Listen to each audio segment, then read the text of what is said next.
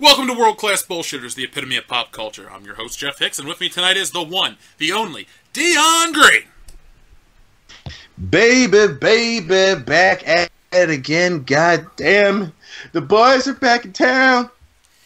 I know, I've missed this. Like, last week was fun, we did Spider-Man, but it was all fragmented. It just feels right when the real bullshitters are back. And another man that hasn't been on, but is now back, is your friendly neighborhood Samoan, Nick Udom. I like long walks on the beach, candlelit dinners, and bathing in the blood of my enemies. Sounds like a fun Saturday.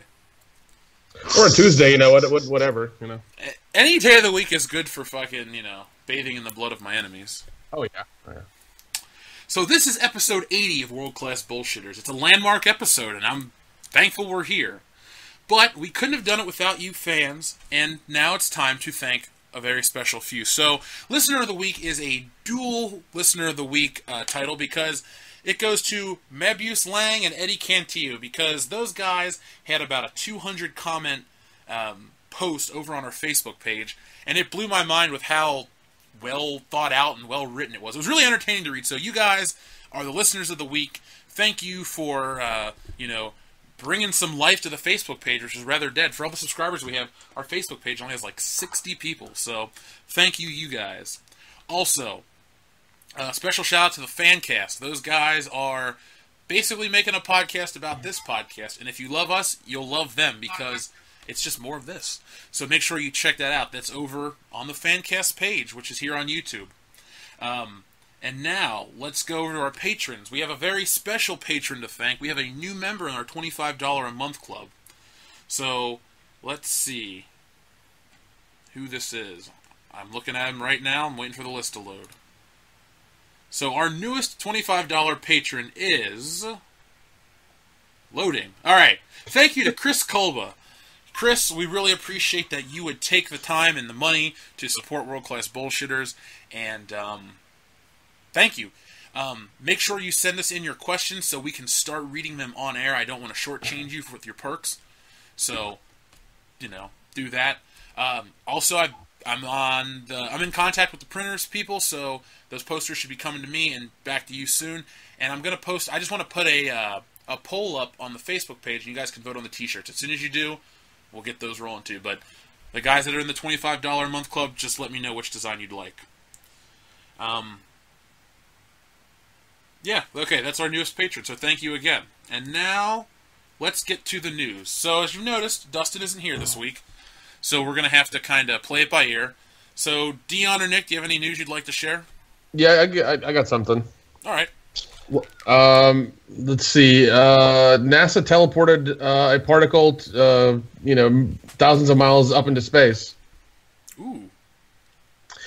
Yeah, they basically took a particle in its quantum state and then duplicated it. I think on a satellite in space. So basically, they destroyed the particle on Earth, but they copied the quantum properties to the particle on the satellite, and they're trying to do this to make communication between satellites in the ground and space and long-range stuff easier and more efficient. So how long till we start teleporting people to space? Because I'm going to sign up for that. No, you really don't want to sign up for that. Okay, I know. I just want to go to space. No, space is fine. But see, what happens is, like, with the current technology we have now, what they would do is that they would copy you and then kill your original on Earth, but your clone would be, somewhere else. That's what would happen. I don't feel like the clone could do World Class Bullshitters a service, so fuck that idea. I take that back. Yeah, exactly. It's just like, basically is that they would electronically clone you, at the other destination. That's how that would work with current technology now. Because to teleport somebody, like, to do it the way you'd want to do it in Star Trek, it's like, we're nowhere near that. Not even like 0.1%. We are nowhere near that. One day. One day, probably in about 2,000 years. That's okay. I mean, I can, as long as I live to see that John Malkovich movie that he made with Robert Rodriguez, that we talked about way in episode 2. I'm waiting for somebody to pirate that. That's what I'm waiting for. Like they found out where it's hidden, and then they pull it off on a hard drive and they put it on the internet for everybody to watch. Like, I'm waiting for that to happen. As soon as that happens, we're gonna fucking review it. Yes, we will. But yeah, the other piece of news I have is also space related because that's just what I read. A private company called Moon Express is going to launch a rover to the moon to start mining by 2020. I think next year they're going to launch a scout droid, and then in 2019 they're going to launch another scout machine as well. And then 2020 they're going to start mining. Sounds a lot like a movie we're going to talk about later in the show. Yeah, well, I mean, they're mining for precious metals, for copper, for zinc, for titanium, whatever they can find. I don't know if they're doing helium-3. I have no idea about that because as of right now, we have no way of processing. We can make helium. They can bring back helium-3, but we have no way of using it properly because we don't know what to do with it. We have had very little interaction with it, and we would have no idea how to make like reactors and things out of it. They need to send you to space. You could be the first orbiting Samoan. That would be really cool. I love that shit. You kidding me? I would Facebook, Twitter, and Instagram live that shit like all day. You can only see it on the World Class Bullshitters YouTube channel. It'll happen, yeah. Yeah, I'll do that then. I'll bring like 18 cameras with me, and that's what will happen. Nick goes to space and we get 1 billion subscribers. Fuck you, PewDiePie. Yeah. We don't even have to make anti-Semitic jokes. We can just have live footage from space. No, I have to make an asshole. Well, no, I have to be the first person to make an anti-Semitic joke in space. Like, that has to happen. So I'll do one. I'll do one. Oh, that's cool. I'm not going to hold it against you. I just want you to be the first person to wear a World Class Bullshitters t-shirt in space. Oh, yeah, definitely. I'll make a flag and everything. And listeners, but no, if you want a World Class Bullshitters shirt, make sure you get it at incarnate-studios.com, and don't forget the fucking hyphen. Now back to Nick. No, I mean, yeah, of course, but I at least have to make one anti-Semitic joke in space and be the first guy to do that because that's just who I am. But that's all I got for now. So, Dion, what do you got, sir? Well, earlier this morning, the nominees for the 2017 Emmys was announced. And obviously, we don't have to go through all of the nominees, but the one I thought was actually pretty cool. So, Best Drama Series, the nominees are Better Call Saul, Around, The Handmaid's Tale, House of Cards, Stranger Things, This Is Us, and Westworld. I thought that part was particularly interesting because Better Call Saul, I haven't seen it. I've seen the majority of Breaking Bad. I've heard nothing but good things about Better Call Saul. Handmaid's Tale, that boring ass fucking book that we have to read in high school and/or college. Apparently, it's been getting such great reviews. It looks boring as shit to me. I thought it was interesting that was nominated for drama series. House of Cards, I need to catch up. I love that show. But then Stranger Things, I thought was awesome, and not awesome, but I liked it a lot. But the thing that interested me is how dated. Like, there's so many '80s references. I guess that wasn't enough because sometimes shows can get too full of themselves with the references, and I felt that Stranger Things did that, but it got nominated nonetheless. So I thought that was pretty interesting for dramas. Okay, can you name them again, please? Just for my own thing. Yep, drama series: Better Call Saul, The Crown, The Handmaid's Tale, House of Cards, Stranger Things, This Is Us, which was boring as fuck, and Westworld. Isn't This Is Us the show with the fat lady that has like a good looking? Yeah, it's like the multi-segmented series about really centers around like this family. This husband and wife are together, and like they adopt a kid and they have twins, and it's like part of it's about one of the kids grown up and he meets his biological father, and then the daughter got fat or something, and then like the dad died, and it's just like it's fucking confusing. They jump around a lot, and it's just like super over the top. I didn't watch the whole thing. Hillary dug it, but I was just like, oh, this show is just poop. A lot of modern TV shows are poop. I don't do network TV, so. Yeah, and also three of those shows are on like are on either Hulu or Netflix. Like they're dedicated to that platform. Yeah, The Handmaid's Tale's on Hulu, and I see it, and I go, "That's the unlikable girl from that movie." Fuck, I forgot the name. She's the unlikable one in Mad Men. We'll put it like that. She's in some other movie. It's well, then there's awesome. the other unlikable one.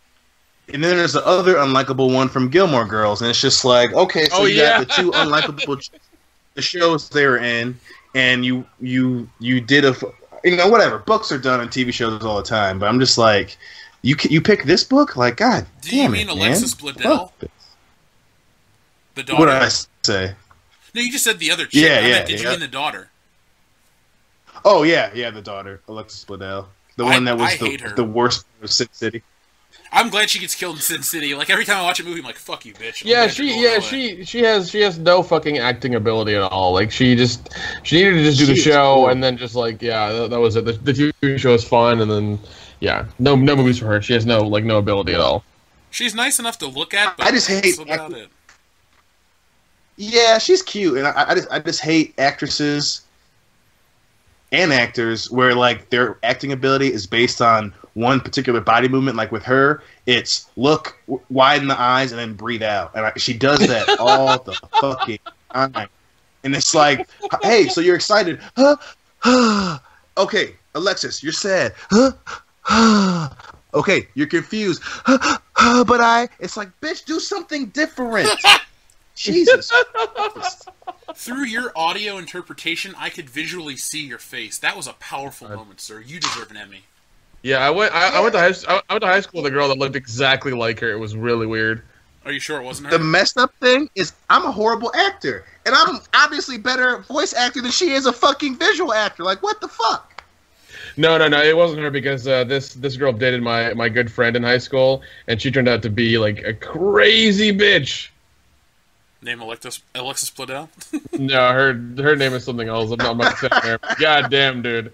Like, whew, dude. Later on, send me a picture of her. I want to see if I can determine the level of craziness from her face. Like, you know how when you chop down a tree and you can see how old it is from the rings? Like, I want to look into her eyes and, like, gauge the crazy. Yeah, dude, it was... Oh, man. Trust me, there was... Whew, it was insane. She was like the daughter of her grandfather was a Southern Baptist. Her dad was like, heavy in the church, so was her mom, and she had like all of that like weighing on her. Oh. So she was like religious crazy, but also horny as fuck, so it was weird.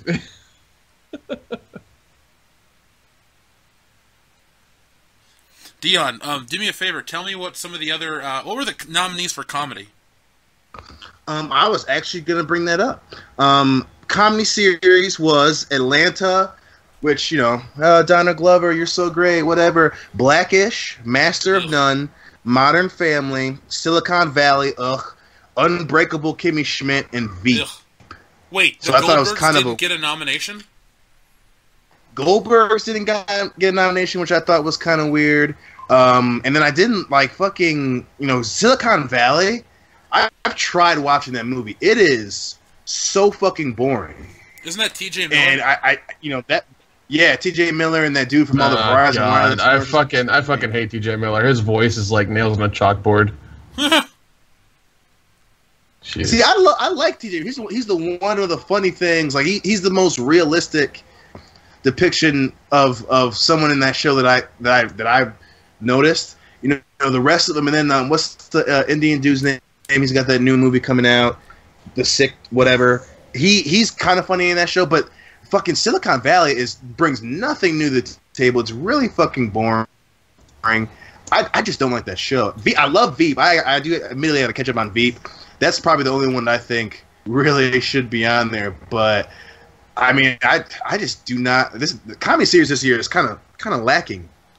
It feels like all these comedies you're listing are a bunch of hipster shows where they just like the smell of their own farts. I mean, that's what most award show fodder is nowadays. Like, at least with the drama category, I can see a wide variety of shit. I haven't even seen Better Call Saul, but I know it's going to be a good show because Breaking Bad was phenomenal. Stranger Things was good, not great. Yeah. And then I forgot. Westworld looks crazy cool, but I don't have HBO, so I haven't seen it yet. But also, like, I'm surprised. Well, I'm not surprised, but Ash vs. Evil Dead should have got something. Yeah, that show's fucking amazing. Yeah, at least like a facts or like comedy, like something. That show is ridiculous and crazy, and it's awesome. Oh, real quick, speaking of awards, you know how a couple months ago everyone was going nuts that Suicide Squad won the Oscar and was saying that DC beat Marvel to the Oscars? Yeah. That's actually incorrect, because I was looking back, and it's Spider-Man 2 that has the first superhero Oscar. It won an Oscar for visual effects in 2005, so... Well, I mean, wait, no, the Suicide Squad, did they win or were they just nominated? No, they won. Okay. Because Heath Ledger won for Best Supporting Actor for Dark Knight, so... Gotcha. Good for him. He didn't get to see it, though, so whatever. It's sitting on top of his grave. It's where he can get it. If I was Michelle Williams, that's what I would have done. I would have just super glued it to his headstone. I would have used Gorilla Glue, dude. Nothing comes out of that. It's true. Brush a little water on it, and, we're good to go. There you go. Got anything else, Dion? Yes, sir. This one kind of was a little bit widely talked about. There's a little bit of excitement behind it. Apparently, Quentin Tarantino's prepping to do a new movie on the Manson murders, which I thought was hilarious when compared to the picture on the article, which is him balding with long hair. And I'm like, this motherfucker better be playing Charles Manson, because he looks like a... We know how much he loves to drop the N-bomb. He might be perfect for it, but I digress. Apparently, he's working on a script, and so far, rumor is that Brad Pitt and Jennifer Lawrence have been approached to be in the movie, and that a lot of folks will get his script after Labor Day, and they are hoping, and again, this is all according to right now the Hollywood Reporter, that the plan is to shoot in 2018. So, like I said, I'm not the hugest fan of Tarantino. I do love a lot of his movies. This one, I was kind of excited about. What did you guys think about it? I mean, like I've been a fan of his for years, and I don't know. This is like I guess this is his way of getting into horror movies or something. I think that's what it is. That's what it seems like to me. But like I'm down. I'll watch it and see what it is. I mean, it's going to be a lot of talking and very little murder for damn sure. I'm excited. Well, I think the bad thing. Go ahead, man. I was gonna say I'm excited because when I was a kid, I watched like documentaries on this the Tate LaBianca murders. So it'll be interesting to see how they represent that on film and how they try to glorify Charles Manson, because it'll be a lot like, what was it, Natural Born Killers back in the '90s. I have a feeling. A sobering version of that. Like, they'll glorify the violence, and then... I don't know. I like Charles Manson's story. I don't like him. I mean, don't take that out of context. Oh, yeah, it's definitely one of those, like, yeah, agreed. My only problem is Quentin Tarantino, which I have always assumed he's full of shit, keeps saying he's going to retire after 10 movies or something. So a lot of folks are banking on the fact that this is kind of his... Like Nick said, opportunity to jump into horror as his final foray into horror. Again, I think it's a genius marketing thing for him to claim he's going to be done. Like I said, Jeff, I've said this multiple times. Nick, I know you've heard me say it a couple times. People love when the check doesn't bounce, and there's no way in shit that Quentin Tarantino is going to pass up millions and millions and millions of dollars to make movies. He's just going out there saying he's going to be done. He's going to be done. He's driving up interest in his films, obviously, before they're even fucking completed. So I'm actually it's working for me on this one. I'll watch this one if he says it's going to be next to his last one. I've seen his last couple in theaters, and I love Django Unchained. The Hateful Eight was okay, and I hated Inglourious Bastards. But I'm with you, dude. I'm going to go see this. I wish he would have directed Luke Cage on Netflix, because he would have been pretty cool. Like, he would have brought a cool factor to Luke Cage, but that ain't gonna happen. So yeah, I mean, I loved Inglourious Bastards, even though it was a lot of talking and stuff like that. I love the whole World War II thing. I always like that era because you can do so much weird shit with it, and you can pretty much do whatever you want with it, and like nobody's really gonna care. I loved Django. Django was amazing. The music, the cinematography, everything was good. And what did he do before that shit? Before Django? No, before Inglourious Bastards. Oh, wasn't it Death Proof and whatchamacallit? Wasn't that Grindhouse? Wasn't that his movie before that? No, he did Death Proof. Robert Rodriguez did Planet Terror. Yeah. Oh no, Hateful 8 was another one I liked. I mean, I kind of liked that one just because it was. That one for me was so goddamn boring. I was just like, I'll give you I'll give you that one. That one was quite boring. There's a lot of fucking talking and very little action. Like I was just like, you need to speed this shit up, man. Come on. Well, my problem with that one is like it's you gotta be careful when you make like quote unquote cool movies because a lot of times it can get caught up in its own hubris. And that was because he's really good at making cool characters, but that one, like, you could tell that everyone was like, "Yeah, we're all fucking cool in this movie." And like, I found it. I was trying to watch it. My mom and I were trying to watch it because she's a huge action movie fan, and we found it so fucking hard to sit through. The characters started out awesome, but then it's just like, okay, guys, we're gonna fucking do something here. Or, that movie was just right. Yeah, it was. Yeah, he was trying to make a Clue Western, and it didn't work out. Yeah. It was funny though when Jennifer Jason Leigh got punched in the face. So hard to make. Yeah. That was funny. Yeah, and like one thing I've noticed is like, in Django and in Hateful Eight is that like whenever people get shot, like their fucking body just bursts open and blood just like spills out. Like it's ridiculous. Like it is ridiculous the level of violence in those movies. Like it's insane, but I love it. Oh, for sure. I just love in Django Unchained when he's about to cut off. He's about to cut off Django's nuts, and he's just like, "Shh, no, I got you. I got you. I got you." I love that part. I wonder how many takes he had to do. Like, he's like, "No, I'm really gonna hold his dick. It's happening right now. Like, it's weird, but I'm doing it." Exactly. Oh yeah. It's like I'm gonna cut off your dick. I would not argue with that. It's fantastic. I'm one of the people that love Inglourious Bastards, so that one I think it definitely is arguable. But I think especially most people obviously, yeah.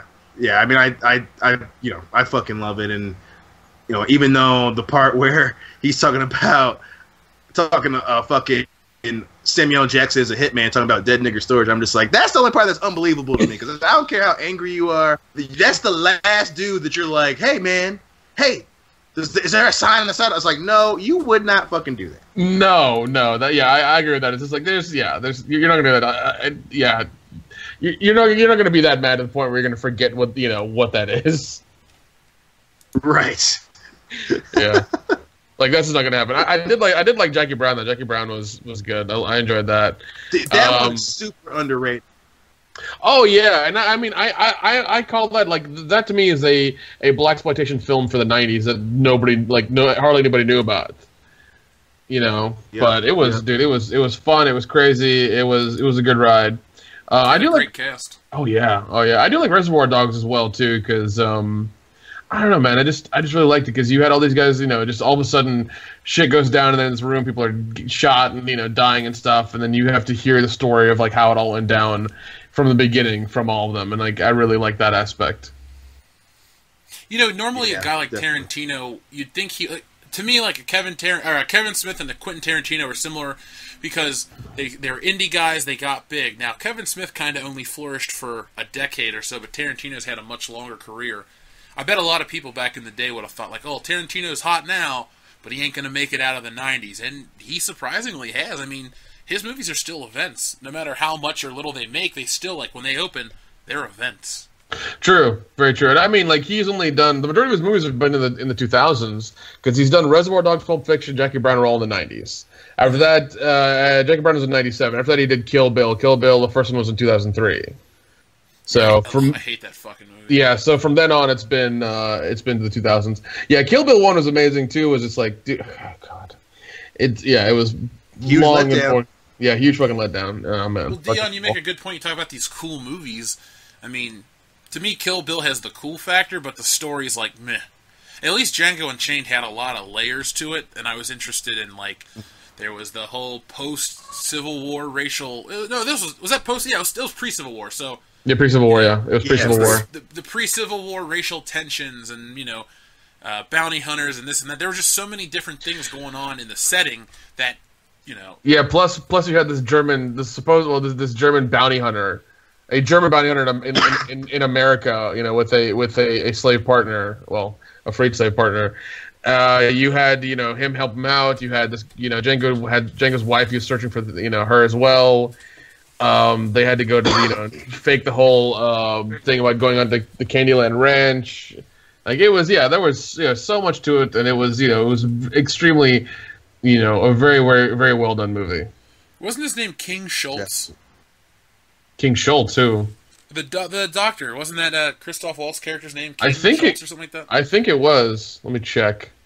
I mean, it's not that important. You said the German doctor. I'm thinking, wasn't his name Dr. King Schultz or something weird?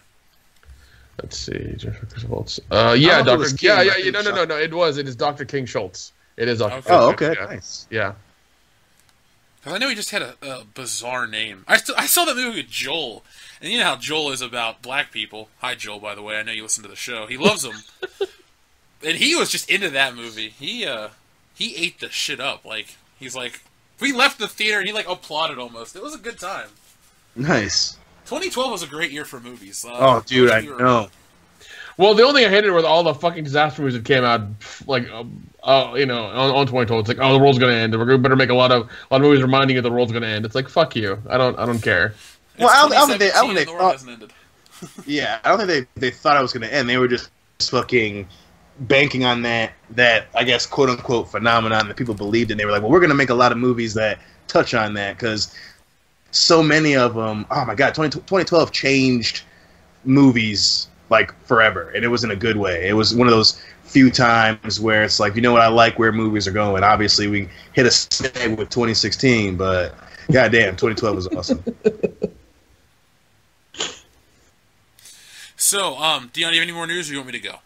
I do. I have 2 stories left, but if you want to throw some out there, that's cool.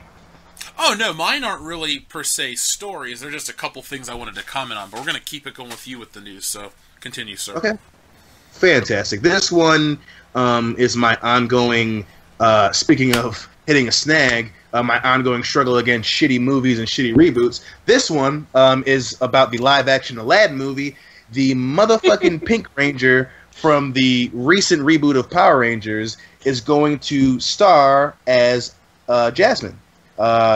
This is, what's her name? Naomi Scott is going to play Jasmine. I like obviously, she starts. Yeah, I know. I way better than the whole fucking movie. But she's gonna be. She played Kimberly. She's gonna play Jasmine. She's being eyed as the lead. I don't think it's been officially. She's not that dark. Like, she really isn't. Nick, you should know that people in movies can't be that dark. Well, okay, they have two Indian guys for Aladdin, and they're you can tell they're Indian.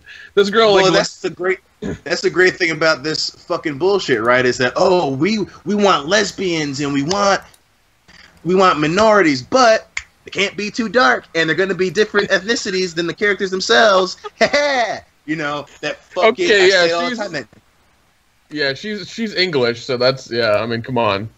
She's pretty incredibly sexy, yeah, like I said, she's good looking, but that you gotta love the disingenuous bullshit. Oh, we care about minorities, but we care about them as long as they're not, too dark, because that scares the white. Okay, all right, hold on. So she's half Indian. Her mom's Indian. Her dad's British. Yeah. Okay, yeah, so and she's married. Yeah, since 2014. Now again, this hasn't been confirmed. There's the rumors that they're extremely interested in her. And they still haven't picked a male lead, but and Aladdin isn't even scheduled to come out till late 2019, I think. Let me see if I can find the date here. But yeah, it's far off, so this could change. But like I said, I just love shit like this leaks out, and it's like, we love diversity, except unless you fit the specific thing that we. It's all lip service, dude. It's not that they love diversity, but it's what's hot right now. Oh my god. Brown people taking over for white people is popular. In 20 years, people are going to go, what the fuck were we thinking? Well, and also like this is literally like when Beauty and the Beast came out, I was like, this is a sign that Disney has like lost their way again, and they're just buying up properties and they have no creativity. For them to do a live action remake of Beauty and the Beast, it's like I don't fucking care. I heard a lot of people like, oh, it's awesome they're doing this. I'm like, they've already made this movie. It was a cartoon like 20 years ago. This is not anything. 25. This is not 25 years ago. This is not anything new. They're actually spending more money doing it this way because they have to hire people and a cast and crew, and they have to film it and then edit it. Like, it's costing them more money to do it this way than they did the first time. So, like, I don't know. It's a shitty way of doing things. It's just another movie I'm gonna skip. Oh yeah. Oh god, yes. Like, I don't even like Disney movies. As a kid, I liked them up until about 97. George of the Jungle was the last Disney movie I saw that I liked. I don't know what it is with girls in Disney movies, but they all have, like, the soundtracks on their phone and, this, that, and the other. It's like, fuck you. I don't... Like, this was cool when I was, like, a kid, but now I don't give a shit. Yeah, I mean, it's... Well, see, my thing is, Well, and I love Disney movies. I love good Disney movies. Like, when you make... and Aladdin... is arguably my favorite Disney movie, and to you fucking, especially it's been fucking 20 years. Like, you want so bad to just have something to make money, you're tarnishing the original property, and that's what pisses me off. Is I don't luckily I have Google Play, so I don't have to buy all the goddamn soundtracks. I can just pull them up. But the music, the attention to detail, the way that it's animated, like, these movies are fantastic. But you want to put out these subpar live action movies. And I know that a lot of people got really excited about Beauty and the Beast, but they refused to watch it objectively and say, hey, this wasn't that great of a fucking movie. No, because Disney wiped their dick on it. They're like, oh, it's great. It's this thing again. It's like, no, that doesn't mean shit. Doesn't mean shit. Yeah, it's annoying. And even then, like, I'm reading an article now that apparently they want Dev Patel from Chappie, who's 27. They want Riz Ahmed from Rogue One. The guy got caught with the goggles and had, like, the squid monster molest his face. That's the guy. I'm the pilot. Yeah. Well, here's the thing. Like, he's 34, and then Dev Patel's 27, and the girl Naomi Scott is 24. So you're gonna. Yeah, like, what the fuck? Like, aren't Jasmine and Lan supposed to be like 18? Yeah, they're 18. Yeah, they are. I mean, so you'd want the younger people, like, together. You'd want, Dev Patel and Naomi Scott, at least, like that, like, to be together because they're the younger ones. This guy, no, he's going to be 10 years older than her. That's going to be weird. Well, we got to have prepubescent Spider-Man to appease those people. Why can't we have younger Aladdin? Spider-Man. Well, no, sorry, we have to get prepubescent English Spider-Man to appease these people, because both, like, the last two of them have been English or British. I'm sorry, and it's just like, why can't you get an American actor? Like, what the fuck, man? Come on. That was one of the funny things about Homecoming, was Spider-Man sitting in front of the American flag, and I'm like, ha, that guy's not even American. Speaking of American, it pissed me off to no end when Zendaya's like, this monument was built by slaves. I was like, shut the fuck up and go on your field trip. And like, also, like, in the commercial, she looks ugly. Like, she looks ugly as shit in the commercial. And then she's like that the whole movie. Really? Yep. Yeah. Damn it. Yeah. Why even get her then? Why even have her? Because she's supposed to be like the ugly duckling, and she's going to come out of her shell, and then Peter's going to be wowed. I hated her. She was the worst part. All I want is Peter to fucking spiderweb jizz in her face. That's what I want. I want so many characters in that movie to die. Like, I want Peter to stop being so happy. Like, Spider-Man's not a happy guy. The reader's supposed to be like, hey, my life's shit, his life is shittier, and everything's good. Like, Aunt May should die, his best friend should die, no. Stark should die. Can we get the current Aunt May to just blow Iron Man already? Just let it happen, honestly. Like, it's gonna happen. Dude, the movie starts with a vlog, and he makes some kind of comment about your sexy aunt. He's like, wait, can we restart this? And then it restarts, and he keeps it real clean. That part was funny. Oh god, yeah, I'm gonna check out that movie. I really need to watch. Just oh, Jesus Christ! Oh, fuck you! Ew! I'm sorry. I'm watching IFC, and the trailer for Elektra just came on, and I just puked in my mouth. That's the only superhero movie I turned off midway through my first viewing. Yeah, that's a horrible movie. Sorry. God damn. Can you think of a shittier superhero movie? Like, legitimately shittier? Catwoman. Never seen it. I can't say. Well, see, Catwoman. I don't think it's as bad because she's technically not a superhero, but Elektra's pretty fucking bad. I mean, the only other thing I can think of that's almost as bad, but not quality, but man, because it's so boring, is Superman Returns, because that movie's fucking boring as shit. Oh god, and like, and that in itself is like a reboot or reimagining because it's 20 years after the fact. Like, it's supposed to be a continuation of Part 2. Like, they actually have just retconned 3 and 4 out of existence. Oh god, I don't care what the fuck it is. 20 years after the fact, it's a fucking reboot. I don't care what you say. It's a reboot. It's bad. It's bad. I'm not gonna even... Well, I mean, there are movies that have, like, big gaps that do it alright. My mind's blanking right now. I'm sure there's gotta be one. No, Dion, help me out. Is there a movie... Lethal Weapon had a big gap between 3 and 4. What, was 5 years? Yep, because it picks up in 98. Yeah. Well, no. Like 5 years is about the time where you do like the other part. Like that's Die Hard. Perfect. Live for Your Die Hard has a big gap. That one's done really well. Yeah, 12 years. I love that movie. Oh damn! Wow, shit. All right, never mind then. Men in Black 3 is a huge gap. That's really good. Yeah. Well, that's because 2 was horseshit.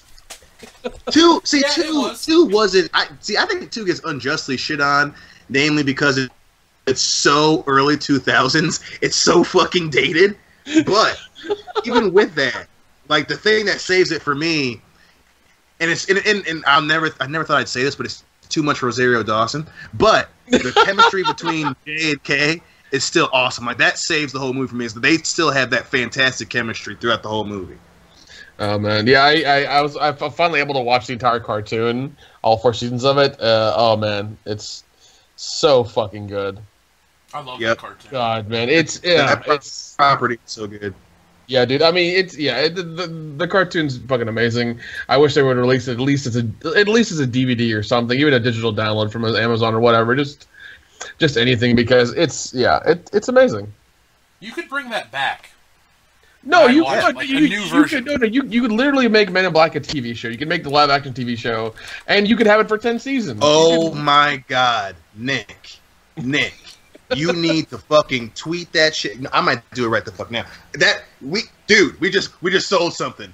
We just fucking sold HBO. Make the goddamn TV show, or Netflix, or Hulu. Fucking do it. No. Netflix or Hulu could totally like they can make the money. They can have the money that, and you don't even have to do it on J&K. Just have 2 new recruits come in. Maybe have Will Smith for an episode, or somebody from a past movie come in and be in for the first episode. And that's it. Who would they put? Who would be the 2 agents? Who would you cast? I don't know. Q and R. Who cares? Like it has to. It fucking matters, man. Because Men in Black, J and K, that shit is they're the best duo in all the MIB. You have to have some serious. What if they had? Oh shit! What if they had like? Would you make it again where like? Would you make it 2 rookies? Would you make it where like another an agent has to like neuralize another agent? He has to get a Why don't you do guy. Agent K in the past, like post Men in Black 3? Then you could have Josh Brolin come back for a couple. No, the problem with that then is you have a period piece show, and it's going to be even more money if you do it in the modern era. If you do it in the modern times like now, like it's still happening. It's less money, and they're probably going to be a lot easier to do. Throw money at Will Smith. He's not doing much these days. He's busy making fucking NFL concussion movies. Just Yeah, there you go. I would love to see if you could get, especially because he's kind of a nerdy motherfucker, Jason Gordon-Levitt. I think he'd be fantastic. And like him and like Michael Pena. Get fucking Michael Pena. Oh my God. Awesome. Holy shit. Stop writing good shit we'll never see, goddammit. I know. Could you imagine Joseph Gordon-Levitt and Michael Pena in that shit would be fantastic. Oh my God. And yeah, you like Joseph Gordon-Levitt would be real serious. Michael Pena would be like fucking off all the time. Oh my God. And it could be about Joseph Gordon-Levitt. Oh my God. Dude, I'm telling you. And then it could be a post Men in Black 3 about any shit that changed in the present. Like say you could do like where that whole shield around the planet is starting to crack or something. Like that could be the starting point. And they're just kind of like in the same, like you could say J and K are doing shit, but use it to talk about the other agents in the MIB. That'd be fucking Yeah, and I mean, you don't even have to have them be new recruits. Just start with them, like maybe they are slightly new, like they've been there for a while, but they're still kind of like getting used to stuff. They know the basics, but they don't know everything, kind of thing. Yeah, man, I'm saying like do that. Make it like the Lethal Weapon. Like they're not the precise agents. They're the fucking blow shit up. They're the blunt object agents. Like they've been there for a couple years, like you're saying, they still figure shit out, but they still get the job done. Like they're the other two agents that end up in Annette Bening's office getting screamed at. Like I would fucking love that shit. What's the tone of the show? Comedy. Yeah, straight up comedy. Slightly serious. I'd say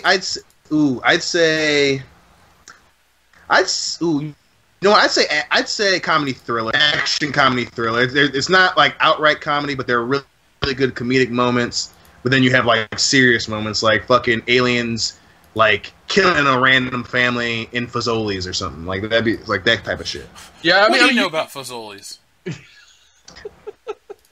I've never been, but I drive past it all the time. You should go. They have delicious breadsticks. They're almost like crack cocaine.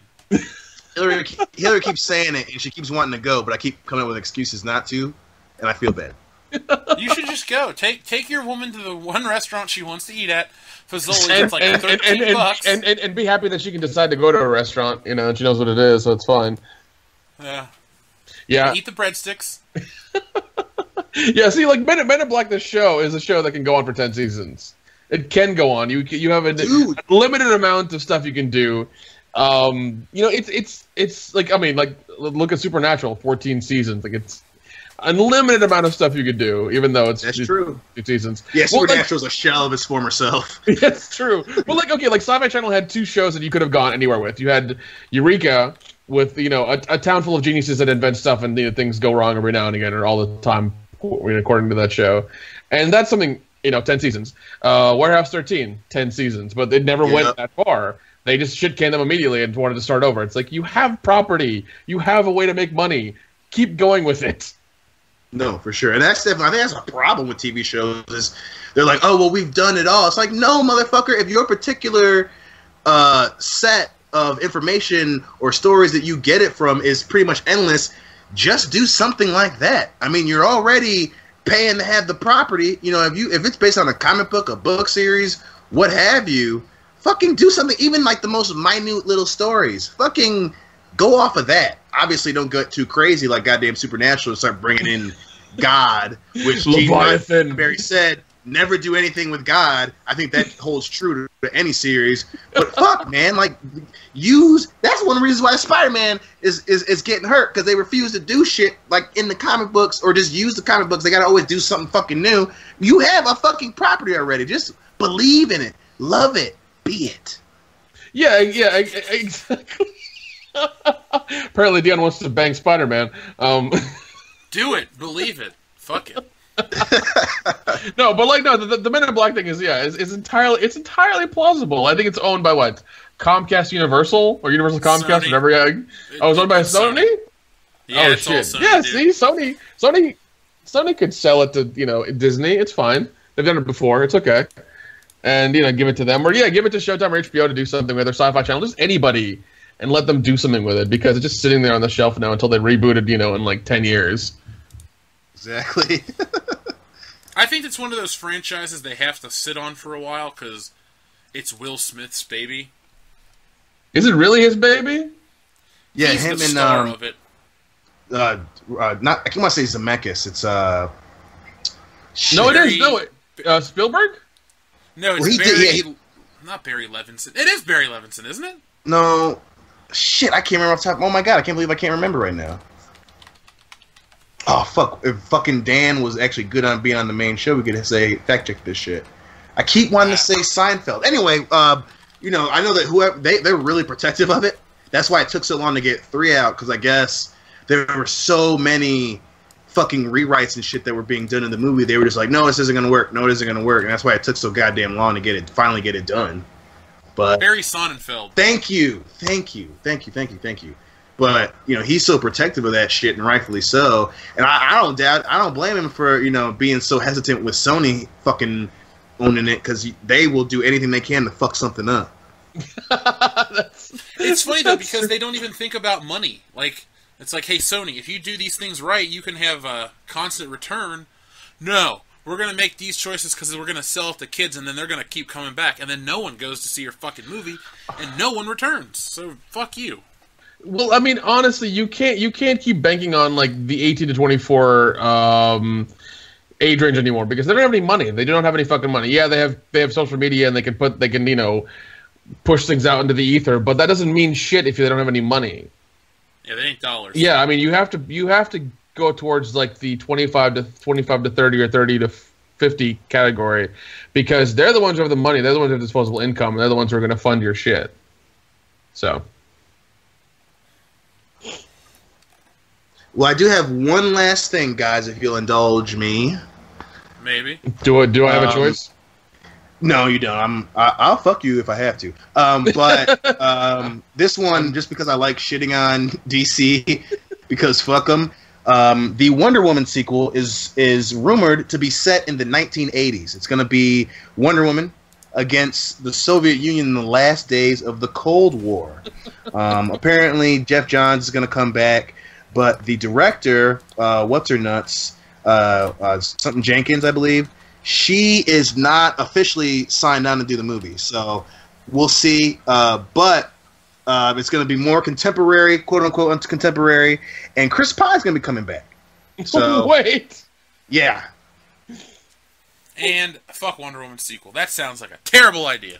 But no, I love how like I remember hearing about this and they weren't even prepared for a sequel. Like they had no idea it was going to be this good and make this all this money and shit, and they weren't even prepared for it. Like, and then everybody got mad because they didn't hire that female director to be on part 2.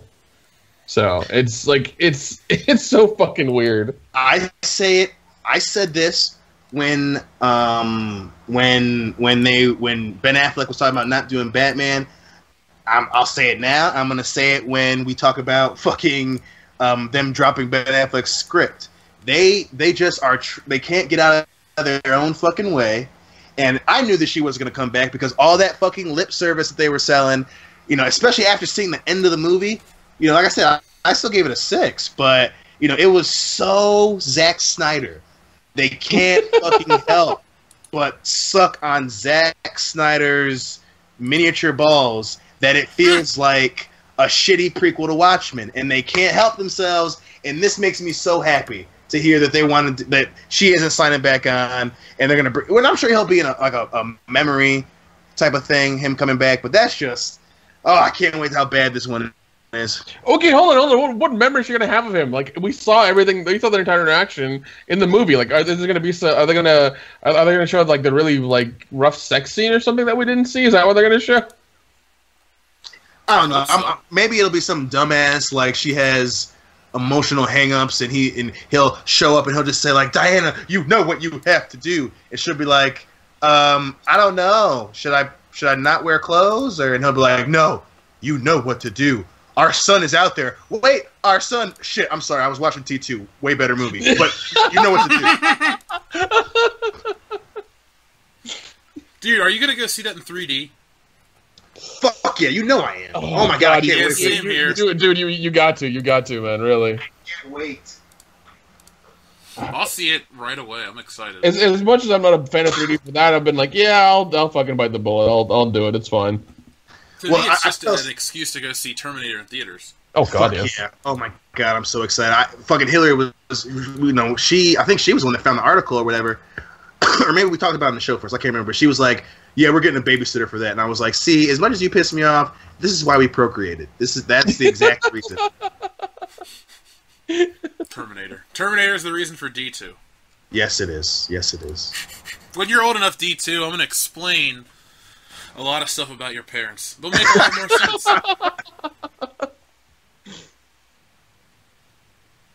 All right, so is that you? Is that your news? That's all I got, man.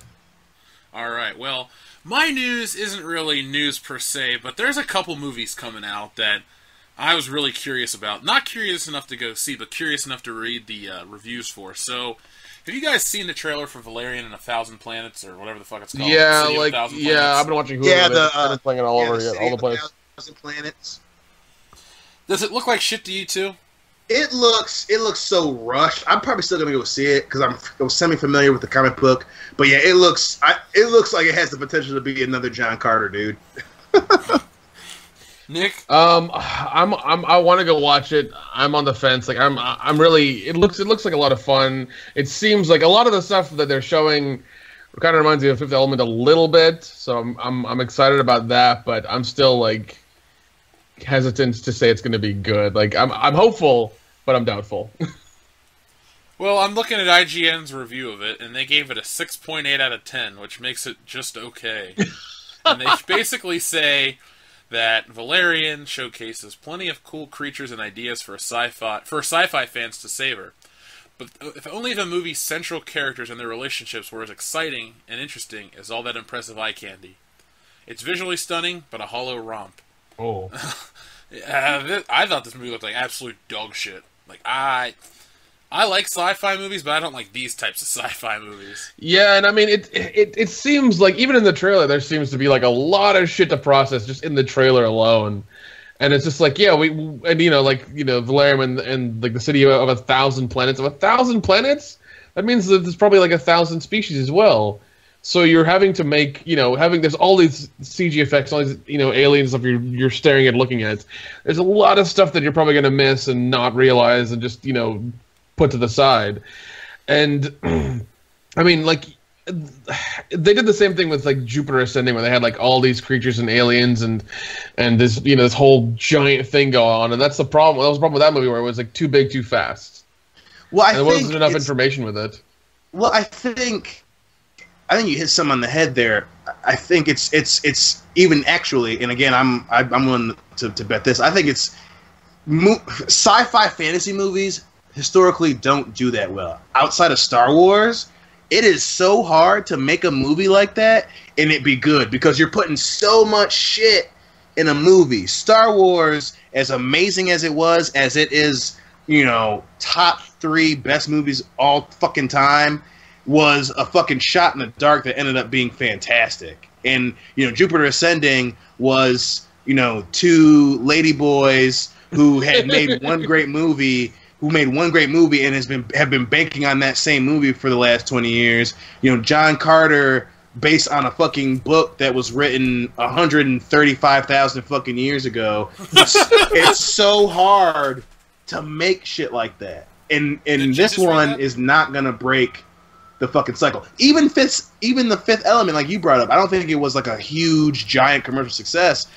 And it's kind of, one of the underrated Bruce Willis movies. But those films, to make them well and to make them interesting with all that shit in it, even I love Blade Runner, but and I don't know if I call it science fantasy, but it's just so much. It's a very niche movie, No, it's extremely niche because it's basically sci-fi noir, and that's those 2 odd genres to put together, but they did it. Yes. But Dion, there's one thing you're forgetting. The reason that Star Wars is successful and these other movies aren't is because Star Wars speaks to every person on a subconscious level. Right. These movies are all about the effects and the creatures and all that. The first Star Wars movie is mainly the hero's journey and just in a new setting. Well, in Fifth Element wasn't really about... You really didn't see... Like, you only saw one pair of creatures, and that's in the 1914 sequence, and then, again when they're trying to enter Earth. But other than that, everybody's human, and the only thing you're worried about is, like, sets and costumes. And the budget for that was $90 million, and they made $263 million on it. I like that movie quite a bit. It's a great movie. Yeah, I mean, and like they recently had it in theaters again because of like the 20-year anniversary, and I went to go see it, and I was like, this is amazing. Outside of Die Hard, I can't think of a Bruce Willis character. Well, Butch from Pulp Fiction, but other than that, I guess I like Corbin Dallas the best. No, Corbin Dallas is fucking awesome. I was always, even though like the video game was kind of shit, like I always hoped that they did. Kinda. Yeah, it was really bad, but I wish that they did more with that character, man. Like, but again, it's so hard to do sequels because it's so like you think that it's futuristic, but it's still so genre specific and so niche. It's fucking hard. I mean, I'm glad they didn't do a sequel because it would have been immediately fucked up because you can't you saved the world. You can't it's kind of like Constantine. He battled the devil. You can't do a part 2 because you've already gone to that extreme. It's very difficult to do that. Yeah, we talked about Superman supernatural, it's harder to get bigger than a godlike character. Like, you beat a godlike character. Now we know you can't fucking lose to anyone. Like, you've already beat something with unlimited power. So yeah, exactly. Yeah. So I mean, and yeah. Once again, Fifth Element. Yeah, save the world. You can't do anything else. Like, you really can't. And I mean, they could have done a prequel to his like military career, and you could have gone through like the wars on Earth and other planets and things. But I think that would have sullied the character a lot. Actually, no. You could have done Bruce Willis and Gary Oldman's character. Like, just that you could have had both of them in there as well, because you have Zorg being, I guess, a big weapons guy, and maybe providing weapons for wars on both sides and some shit like that, and Bruce Willis is in them and fighting them. People are dying around him, and you could have a lot of characters like that too. Or even more so, you could have it be like, because she is the Fifth Element or whatever. You could have the previous iteration of the Fifth Element. And do something with Corbin Dallas's character like that. And obviously, he wouldn't know that it was her, but something like that, where you draw it back to the first movie. If you obviously it'd be hard to do it well, but I think you do something like that, that'd be legit. Oh yeah, definitely. But I'm still glad that they didn't make another one of it. It was a one-time thing. It was amazing. It was great, and that was it. I wish there was only one Back to the Future, one Star Wars, one Beverly Hills Cop. Yeah, that's true. But I mean, not really Beverly Hills Cop, because it's one of those things like in Spider-Man, in the original Spider-Man 1 and 2, you have the establishment of that character, plus you have what's going on as well. Like, even with Beverly Hills Cop 2, when 1 you have him go to LA and meet those two guys, and then you have part 2 where you perpetuate those two guys. I'm sorry, I forgot their names. Taggart and Rosewood, asshole. Sorry, Taggart and Rosewood. And then you do realize I'm just fucking with you, and I love Beverly Hills Cop. Yeah, I know, because you guys can. That's what the fuck you do. I know, I get it.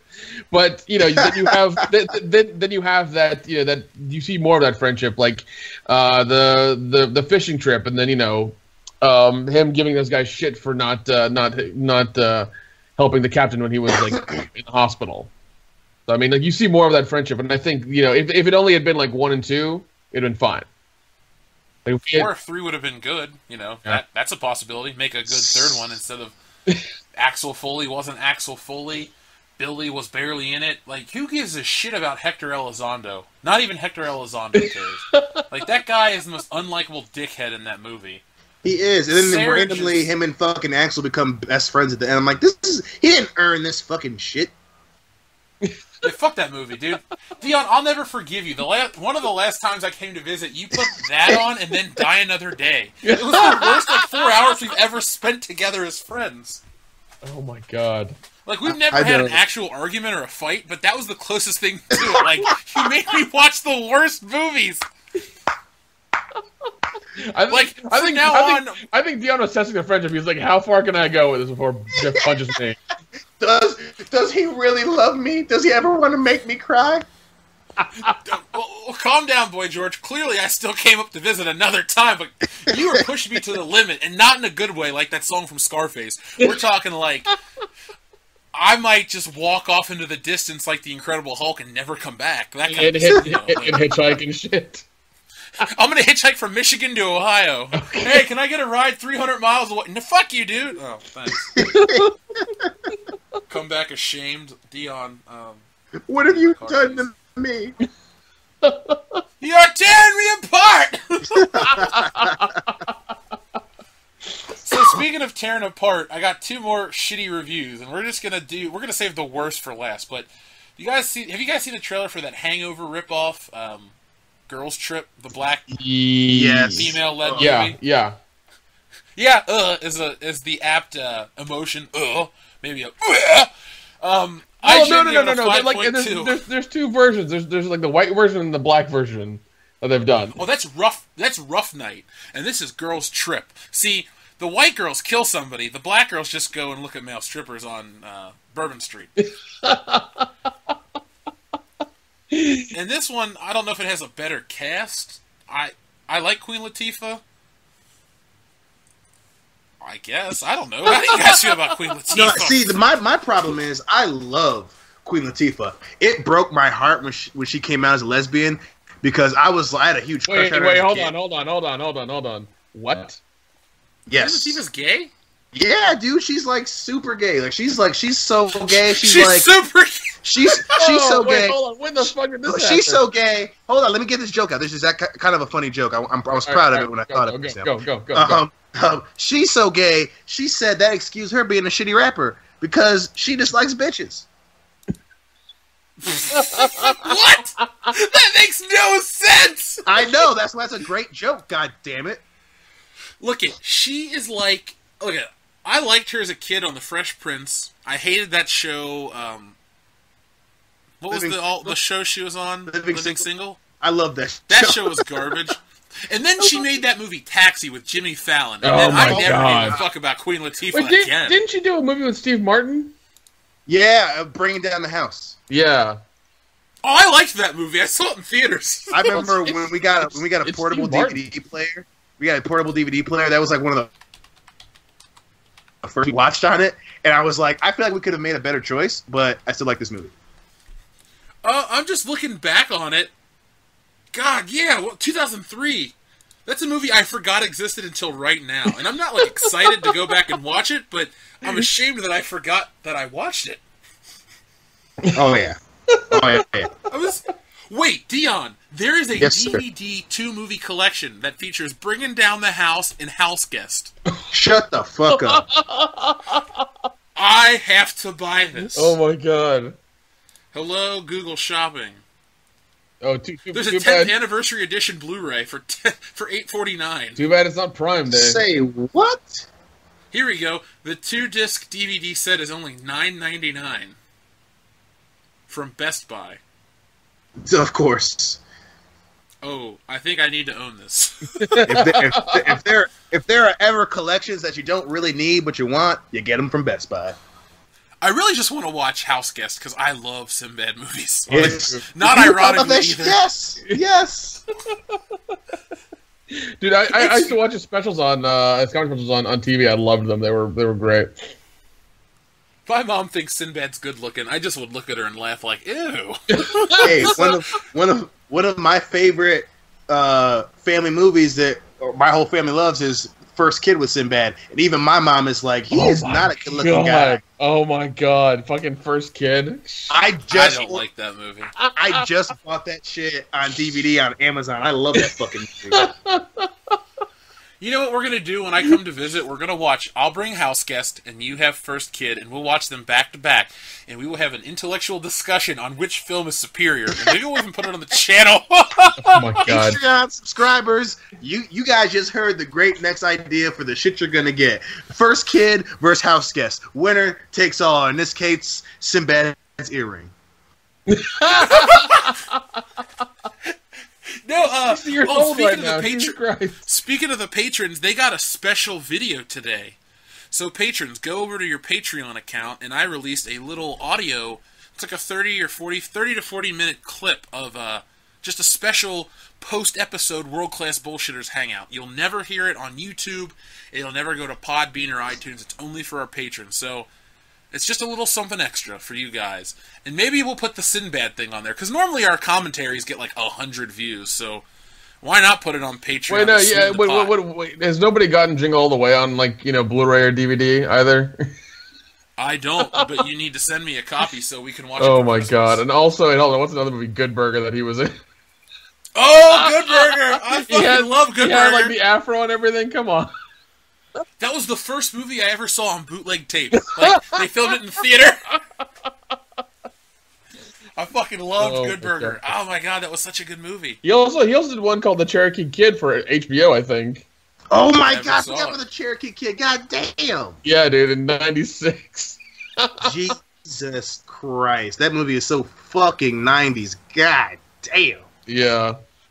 By '96, I was really into Star Wars, so nothing else mattered to me for like the next 3 years. Oh, okay, yeah. Apparently, he was in The Meteor Man and Coneheads as well. Oh no, he was.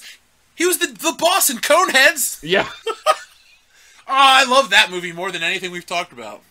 Yeah, let's see. No, it was that's everything anything I can think of.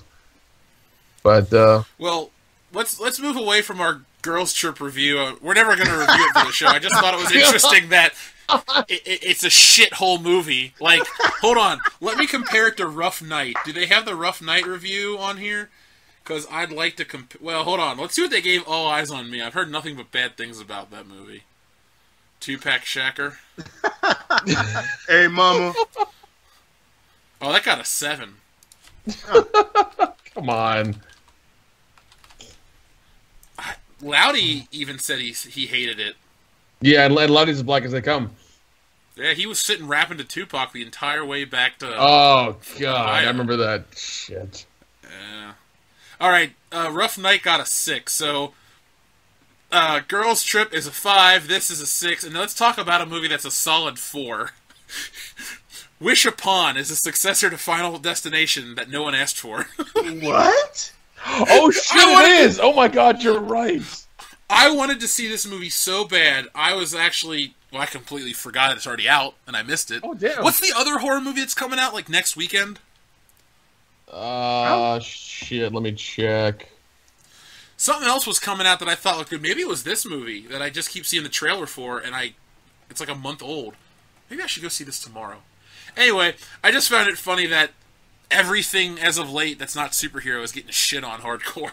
Because they're so bad. Like, everything that's not John Wick 2 or a Christopher Nolan movie is just not... Oh, my... Well, sir, Baby Driver is neither of those, and Baby Driver is movie of the year, in my opinion. I forgot about that. Thank you, sir. But, there's just so much bad stuff, bro. So much bad stuff.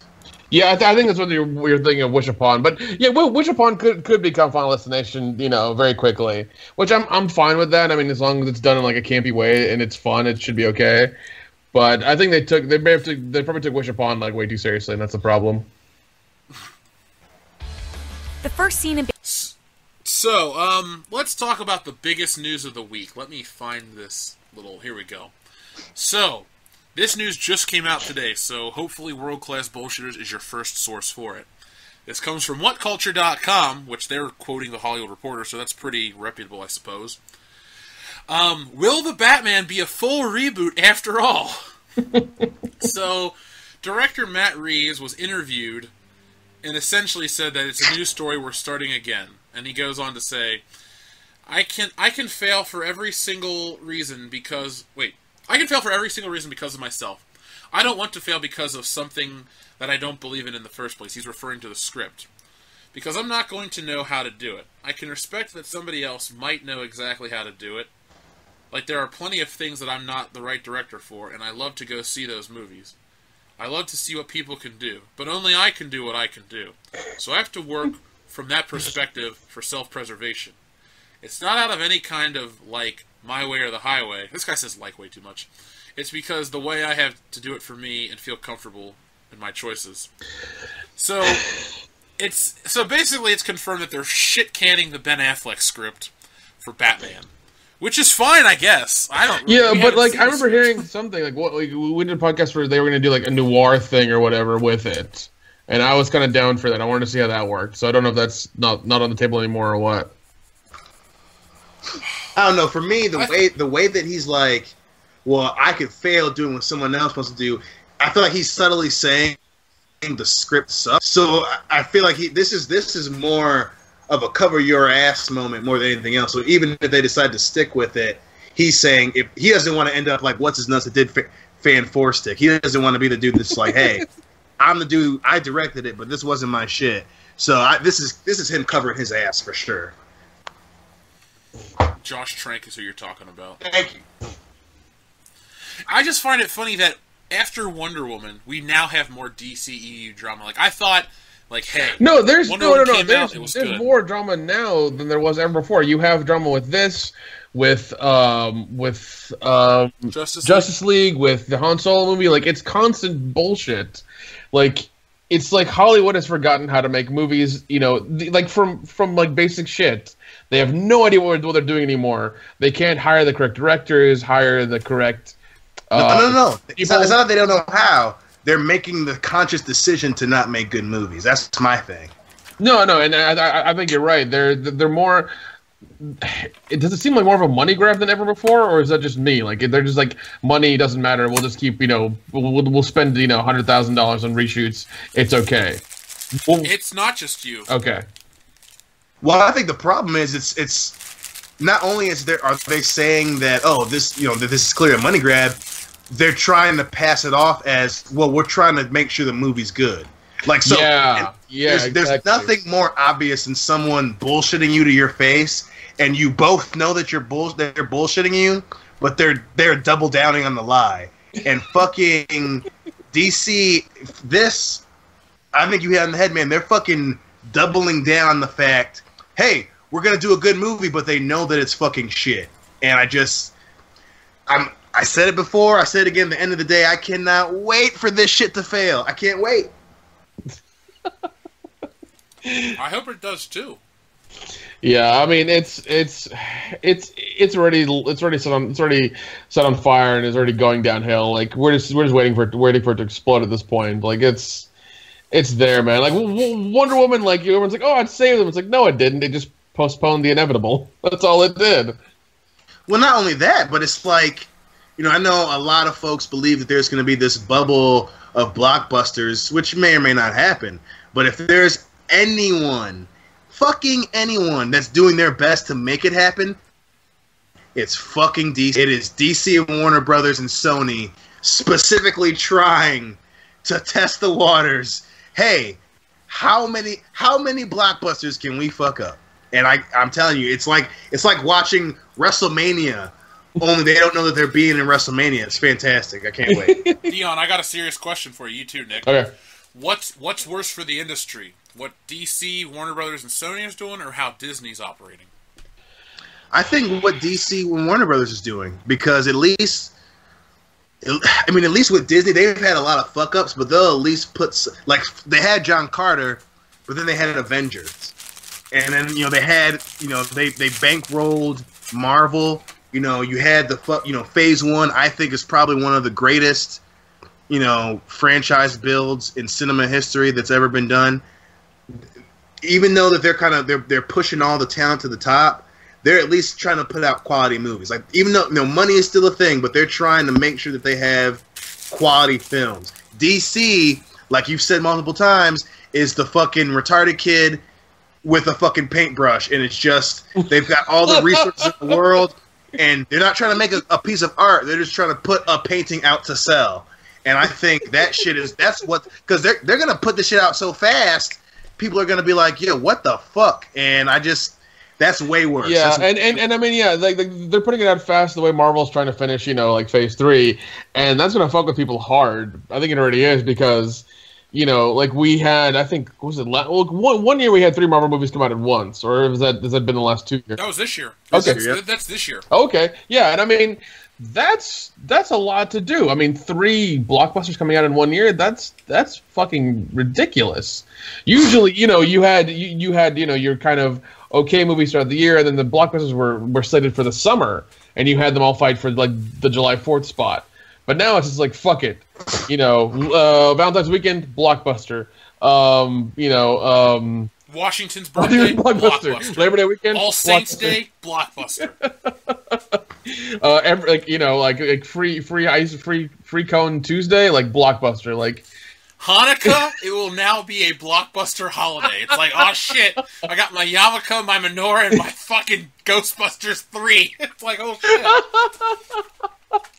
Yeah. Hollywood has no bounds. Yeah, and I mean, like, that's what I'm worried about next year when we have, like, 52 weekends of blockbusters. It's going to be... Somebody's going to die. Like, somebody's going to fuck up and, lose a lot of money. That's what's going to happen. I hope it's not us. This show could not go on without some of us. That's mainly very me, true. because I have the password. True. That's very true. But I'm just saying, like, having multiple blockbusters, like, per weekend is a fucking problem. Yeah. Because everyone's not going to go to the movie 3 times a month. Sometimes it's a once-a-month thing. Like me, I forgot a couple things came out. I still wanted to see Desierto from last year. I missed it completely. Yeah, and I mean, imagine you have like a kick-ass action movie coming out, like John Wick 3, an Avengers movie, and a DC movie all in one weekend. Like, what do you go watch? Honestly, in that situation, I'm watching all three because I got to see John Wick because you saw 2, right? Yeah. Nick? You saw it, Dion, right? Oh yeah, I saw both of them. So he's getting chased through New York. He has like 5 minutes, or was it 1 hour until they're coming after him? Yeah. Yeah. I gotta know what's happening. Like that, I'm on board. Yeah. Marvel and DC, we gotta see it for the podcast. So I guess I'm spending $70 in a weekend. To go see all these. Yeah. And I mean, that's all well and good, but then you ever think about people who everyone's not gonna do that. They're gonna pick and choose, and somebody's gonna be fucking cannon fodder. Like. Yeah, I missed out on Alien Covenant. I'm pissed off about that. You didn't miss much. It's okay. Okay, well, I missed out on Lego Batman. There we go. Yeah, I know. Like I watched that, and I love the Lego movies. Lego Batman was fucking hilarious. I love that so much. I want more Lego Batmans. I loved him in the Lego Movie, but yeah, but having Will Arnett be the voice of Bruce Wayne and Batman, like it's hilarious. It's on point and it's funny. I love Will Arnett. Oh, dude, he's so good. But yeah, I mean that's gonna be the problem next year, and I mean like we're really gonna see like it's gonna be an up and down thing. It's gonna be like watching the stock market like every week for those movies. Like what fails, what doesn't, And the thing is that these movies are probably gonna have 2 weeks maybe to make the money back from the budget, and if they don't, they're fucked. Well, that's the thing. That's the thing. You think that model, they back off it, right? Because they, everyone knows if you don't make that budget back, I mean, if you don't hit a hardcore hit in those first 2 weeks, you're just gonna have a meh performing movie, and that's like fucking going to fucking Vegas and just betting everything you have on the first 2 hands. Like that's a crazy that's fucking crazy, and studios keep fucking doing that. Like I mean, I know I keep bringing up. Harping on John Carter this week, but at the end of the day, that was a fucking crazy bet that Disney made, and they fucking why? If I'm a successful studio, I'm not putting $250 million on a movie that even I'm not sure is gonna do well. It's so weird that they do that. It's so fucking crazy. Yeah, and I mean next year's gonna be It's going to be the fact that all the studios are battling for supremacy next year is going to be fucking terrible. It really is because they'll have 2 weeks at the most, of making the money back on any movie, and if they don't, it's going to be horrifying. It's going to be horrifying. Well, Nick, listen to some of this shit. We got Star Wars, Han Solo, Avengers: Infinity War, Black Panther, Deadpool, Jurassic Park, Ant-Man and the Wasp, Incredibles 2, Aquaman, Wreck-It Ralph 2. The Predator, Pacific Rim, Mission Impossible 6, Hotel Transylvania 3, a movie called Meg, another Maze Runner, Rampage starring The Rock, Tomb Raider? Yeah. Okay. Yeah. Warner Brothers Jungle Book, Ocean's 8, Bad Boys for Life, Mary Poppins, 50 Shades Freed, I don't know, Anita the Bridges. There's just so many fucking movies that are coming out. Yeah, and I mean Sherlock Holmes. Another Sherlock Wait, Holmes. is that the Guy Pearce? Guy Pearce one? Guy Ritchie. Guy Ritchie. Yeah. It's called Holmes and Watson. No, I think that's Will Ethan Coen. I think that's Will Ferrell and yeah, and John C. It's basically Step Brothers. Yeah, it's basically Step Brothers, but with that is a funny premise, and I want to see that real bad. Like that to me is going to be hilarious. The Equalizer 2. I didn't even know they were making a second one. Yeah, they were after John Wick 2 did so well. They were like, because they were already thinking about it. Because the ending of Equalizer was such shit though. Like it got to a point, and then it's like the bad guy was nothing, and he just beat him. And it's just like, I didn't like the ending. Talk about the ending was fantastic. I love the ending of Equalizer. The bad guy that he's up against is like is a badass, and all of a sudden he shoots him with like 4 nails and he's down. It's like, come the fuck on. But remember, the point of Equalizer is that the whole movie, Denzel Washington is trying to say, listen, you don't want this fight. You don't want me to do this. Just back. He's giving him ample chance. So even though he knows that, what's that dude's name? the main. He was in. I always remember him from Aeon Flux, but I love that guy. But anyway, he's trying to tell him like, listen, I know what you're capable of. You don't know what I'm capable of. And the end of the movie is the epitome of that, where he's like, "Who are you?" And he just fucking kills him. Like there was never gonna be this. And that's why I love it, because he's trying to warn him the whole. That's an example of a good movie. Yeah, but like I wanted more of like a fight between them at the end instead of just been him shooting him and being done with it. Like I wanted more of like, 15 minutes of fighting. Like do something. Don't just shoot him and be done with it. That to me is just like, okay, fine, whatever. That's an easy way. And then then at the end he puts like he makes like a Craigslist ad or something. Like, yeah. Like okay, at that point he needed a fucking mask and cape. That's what he needed. Right. And I was like I said, come on. I thought it was great. It fit the character perfectly because what was it? Antoine Fuqua did Equalizer. I want to say so. Yeah, I can't remember off the top of my head, but I thought if there's ever like it's a very they came out the same year, John Wick. I think the same month, John Wick and Equalizer. Those are two examples of perfect like character. Like that's a movie. That the whole movie fits the character perfectly, and I thought that was because you didn't get outside especially the first one, you didn't get like a giant fight scene. I mean, you did have he fought the Russian dude at the end of John Wick, but like the whole movie was like, hey, none of you motherfuckers have a chance. You just don't have a chance. I'm trying to tell you that, and I love it. Yeah, and I mean, I'll still watch Equalizer 2 because Denzel and he's amazing, so I'll check it out. I need to see it, I guess. I have no clue what you guys have been talking about for the last 5 minutes. I think you'd like it, Jeff, because it's really cool, especially when in the beginning, because it's Chloe, what's her name, the bitch from the chick from Kick-Ass, Hit Girl, Chloe Grace Moretz. Thank you. She's or as she's known on the internet, Chloe Grace Martinez. I saw that once and I couldn't stop laughing. Her name doesn't even look like Martinez. Jeez. I just remember her in movie 43 where she has the period and it's showing through her pants or something. That was actually funny. That movie's terrible. I don't know. That was one of the worst movies I've ever seen. With the ball chins, I was like, that's fucking hilarious. Halle Berry. That was good. Halle Berry was the other one. Because he's like, oh, it's cold in here, and you saw them like go up a little bit. I was like, come the fuck on. That was good. That was that made by the fucking Sham Wow guy. I think it was Vince Shlomi. I remember being like, that's fucking crazy to me that the guy someone gave the Sham Wow guy like 8 top-fledged actors and money to make a fucking movie. Yes. Wait, hold on. Steven, no. Directed by... Holy shit, there are like 20 directors on this fucking thing. Jesus. Yeah. Wow, it had a budget of $6 million and it made $32.4. Oh, wow. That's awesome. So basically they filmed all these A-list actors like in their free time. Yeah. Well, I know that because in order to get Richard Gere, I think it was a ShamWow guy, he just kept fucking pestering him. And eventually Richard Gere was like, fine, I'll be in the fucking movie. I also love, like, the the UK version is like 4 minutes longer than the US version. For some reason, I don't know why.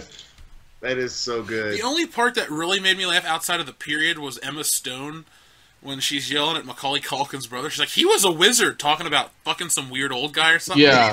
Like, that made me laugh. For some reason, that one really cracked me up. But Joel and I saw that right before he moved, and it was... I don't want to talk about it anymore. Fuck that movie. Yeah, Hillary and I got drunk and went and watched it, and I love that movie. It is so bad. It is so bad, but it's so good. No, but you're right. The Equalizer was directed by Antoine Fuqua, who also did Training Day. Yep. And he did. It's a good movie. Another great movie I love, King Arthur. Never saw it. I love that movie. When was King Arthur? 2004? Oh, okay, alright, yeah, I see it. Alright. Dion, did you get to see the new costumes for Ant-Man and the Wasp? I did. I have not. What'd you think? They look really meh. I thought they were going to be way cooler. They look really meh to me. Like, not bad, but not extraordinarily good either. most of the designs in Marvel have been okay. The worst one to me ever was the Iron Spider they showed at the end of Homecoming. Yes. I looked over to Dan and I said, "Oh fuck! If they put that suit on him, I'm never gonna see another Spider-Man movie." The Iron Spider. Hold on. Google the Iron Spider. Okay, hold on. I have Trust to. me. Put it like this: when they put that suit in the comics when I was a kid, I was in high Oh school. my god! Are you kidding? I basically stopped buying Spider-Man issues for like 6 months. Wait, so I assume Iron Man has made this for him. When it was in Civil War, I liked that costume, but it was perfect because it was only a couple issues. It's not like a real costume that Peter Parker made. I hold it in the same era as the Scarlet Spider costume, but the one in Homecoming is so fucking ugly. It's just way too much going on with that costume. I hated it. I fucking hated it. I can't think of a shittier Spider-Man design. Well, yeah, I can. The Amazing Spider-Man looks worse than that, but still. Damn, dude, that's crazy. Yeah, do you guys want to hear some news I just picked up on? I don't know if it's true or not. Yeah, sure, man. So, according to the hashtag show, bring a box of Kleenex to The Last Jedi because the end credits will be a tribute to Carrie Fisher. God damn it. And here we go. Star Wars expert Mike Zero there has is a source. No one. There is no one that loves Star Wars more than Jeff and I. I'd say arguably cucking. Right? I think he loves it. He's in an abusive relationship with it. Right. He anyone that says the Phantom Menace is good needs to fucking reevaluate their fucking life choices. Obviously, Cucking's that guy. And I love Carrie Fisher. I love the original Star Wars. I do. But I am so fed up with this Star Wars banking on nostalgia. Like, you need to do what every other movie does, at the end, just say for Carrie. Don't fucking put out the fact that you're going to have a tribute to her, because now people are going to going to your movie. Some people are going to your movie just to see that. And you're going to count them as watching the whole movie. And I fucking hate that shit. Don't do that. Don't fucking do that. That actually kind of pisses me off. No. You know what's gonna happen? There's gonna be some guy. Not gonna say an asshole because I might be this guy who records that tribute and puts it on YouTube. So yeah, you should do it. And we'll put it on the World Class Bullshit. I will. It'll happen. Thank you. Yeah, because that was a lot of short. That was a shorter segment than I thought it would be. It's like, I don't mean to kill the segment, dude, but it really pisses me off. And I'm not the dude that gets mad about what people do for movies and stuff, but don't fucking dangle Carrie Fisher in front of me to make me go see your fucking movie, because Carrie Fisher is one of the reasons I didn't want to see your goddamn movie. Yeah, she was pretty sad she looked sad in episode 7. Oh my god, that pissed me off. Yeah, because not only is Han Solo a scumbag, but he fucking abandons the woman that he fucking fell in love with. It's like, fuck you guys. Fuck you. That you undid 3 movies worth of character build for Han Solo. And I recently rewatched all the Star Wars again, and it's just like, yeah, his character just completely changes, and even in the last one, he's completely changed. But come on, guys, he's a scumbag. He's supposed to go back. Blah blah blah. No. Because I mean, even when they're on Hoth trying to take over the Shield base. You see him and Leia like interact, like she's shot, she's got the gun, and he's like, oh, I love you, and he turns around and then she shoots the stormtroopers, like they're in it together. That was Endor. Sorry, Endor, not Hoth. No, my bad. I deserve. I'm not gonna get an asshole on you, buddy. I'm just saying. No. That's my bad. I should know better. But on Endor, and even then, he has like a conversation with Luke. He's like, if you like her, that's fine. He's like, no, man, she's my sister. He's like, oh, okay, that's all right. So I got a chance. It's all good. You're telling me there's a chance? Yeah, exactly. And that whole thing happens, and it's just like, why would he leave that? And just be like, he would be like, you know what, fuck you, bitch. I'm gonna go steal stuff and get chased by the new world order, or whatever the fuck they're calling themselves now. Well, that's the other thing that pisses me off, right? Not only do they ignore basic shit, But you brought up episode 6. This is a small part, but when he's talking to Leia, they just met the fucking teddy bears. Fuck those guys. But Luke runs off and he's like, "Hey, you can talk to me." Like he wants to be a part of Leia's life, the good and the bad. Like he's a concerned, boyfriend. Like so, you mean that guy, that dude, is just gonna fucking abandon her because his son became a fucking cocksucker? Like, come on, no. We'll see. Oh no, hold on. How can he suck cock with that helmet? I mean, let's be honest. That's really a rough job. Come on. Well, I'm assuming he's a very Cuckin' McNeese type of dude, and he will find a way. He will find a way, sir. He uses his Jedi. I'm so glad that name has stuck. He uses his Jedi powers, and like a little hatch opens or something. Hell yeah. He feels the Force flowing through him. The Force of cum. Specifically onto his fucking chest. Dude, he eats every drop of down his chin onto his chest. Oh god.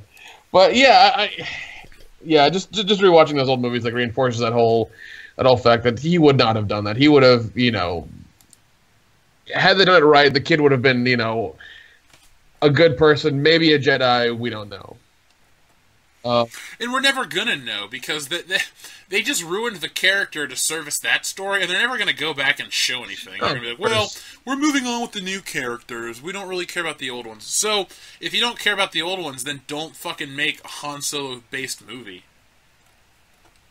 Right? That's like don't use their name. And I'm once again that fucking bitch at Disney. I'm afraid she neutered Han Solo entirely. So. We'll see. Kathleen Kennedy, she fucking did. Yeah, she has a dick agenda or whatever.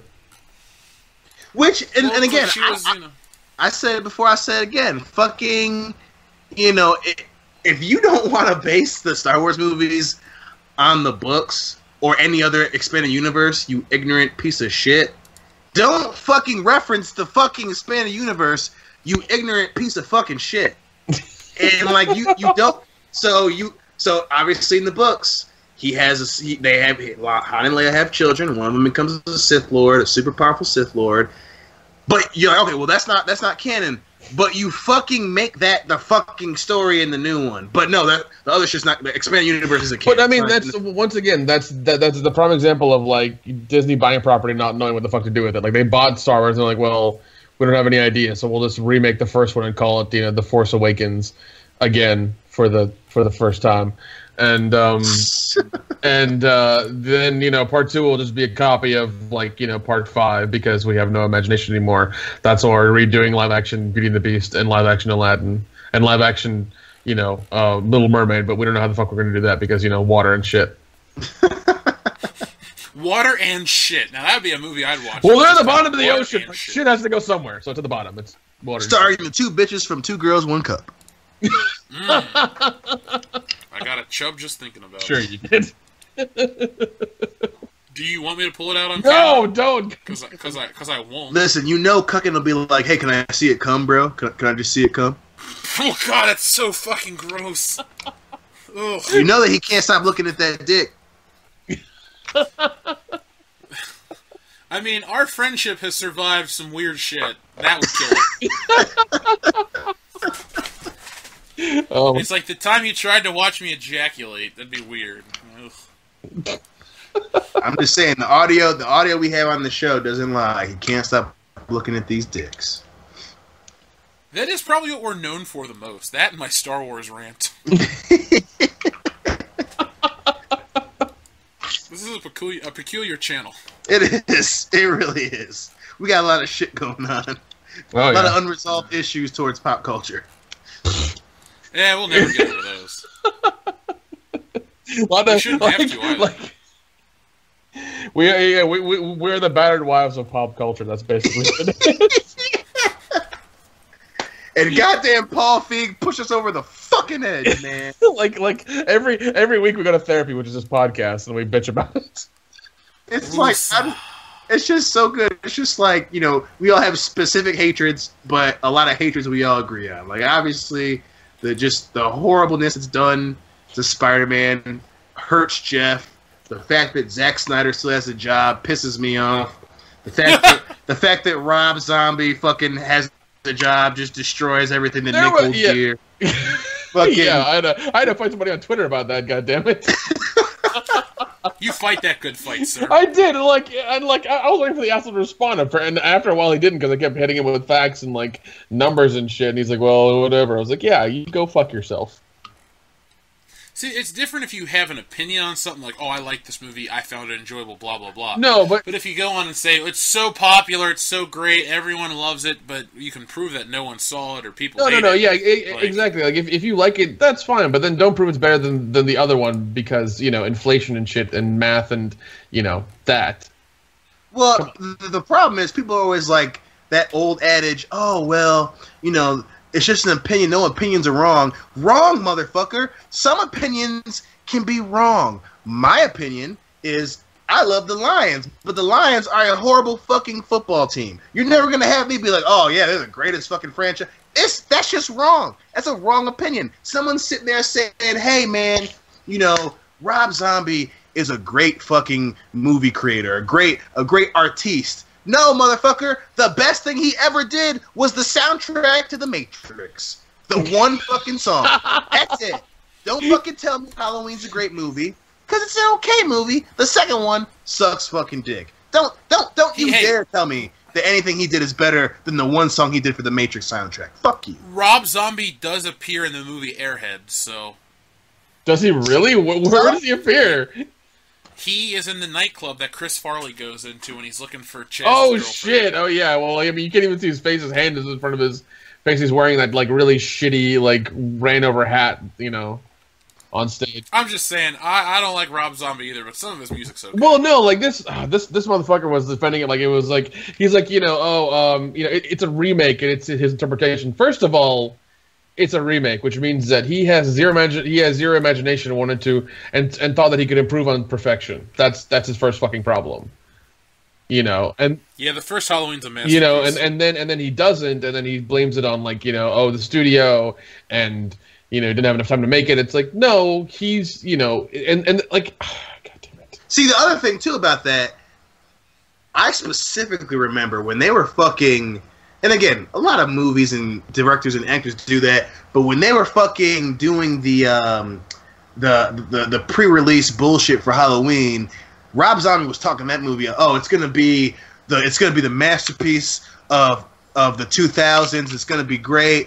I loved talking with John Carpenter. And then the movie comes out, and then he starts all that bullshit about the studio kept getting involved. John Carpenter, what did he say? He said like John Carpenter was really uncooperative. I think is what he said about John Carpenter. And this is all about off the top of my head.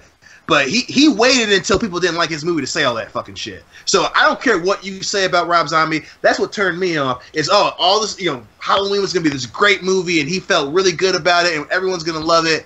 And then, which was very anti-Rockstar. Oh fuck, man! Oh, the studio did this and blah blah. Why in the fuck did you say that from the beginning? Since well, you're so see, goddamn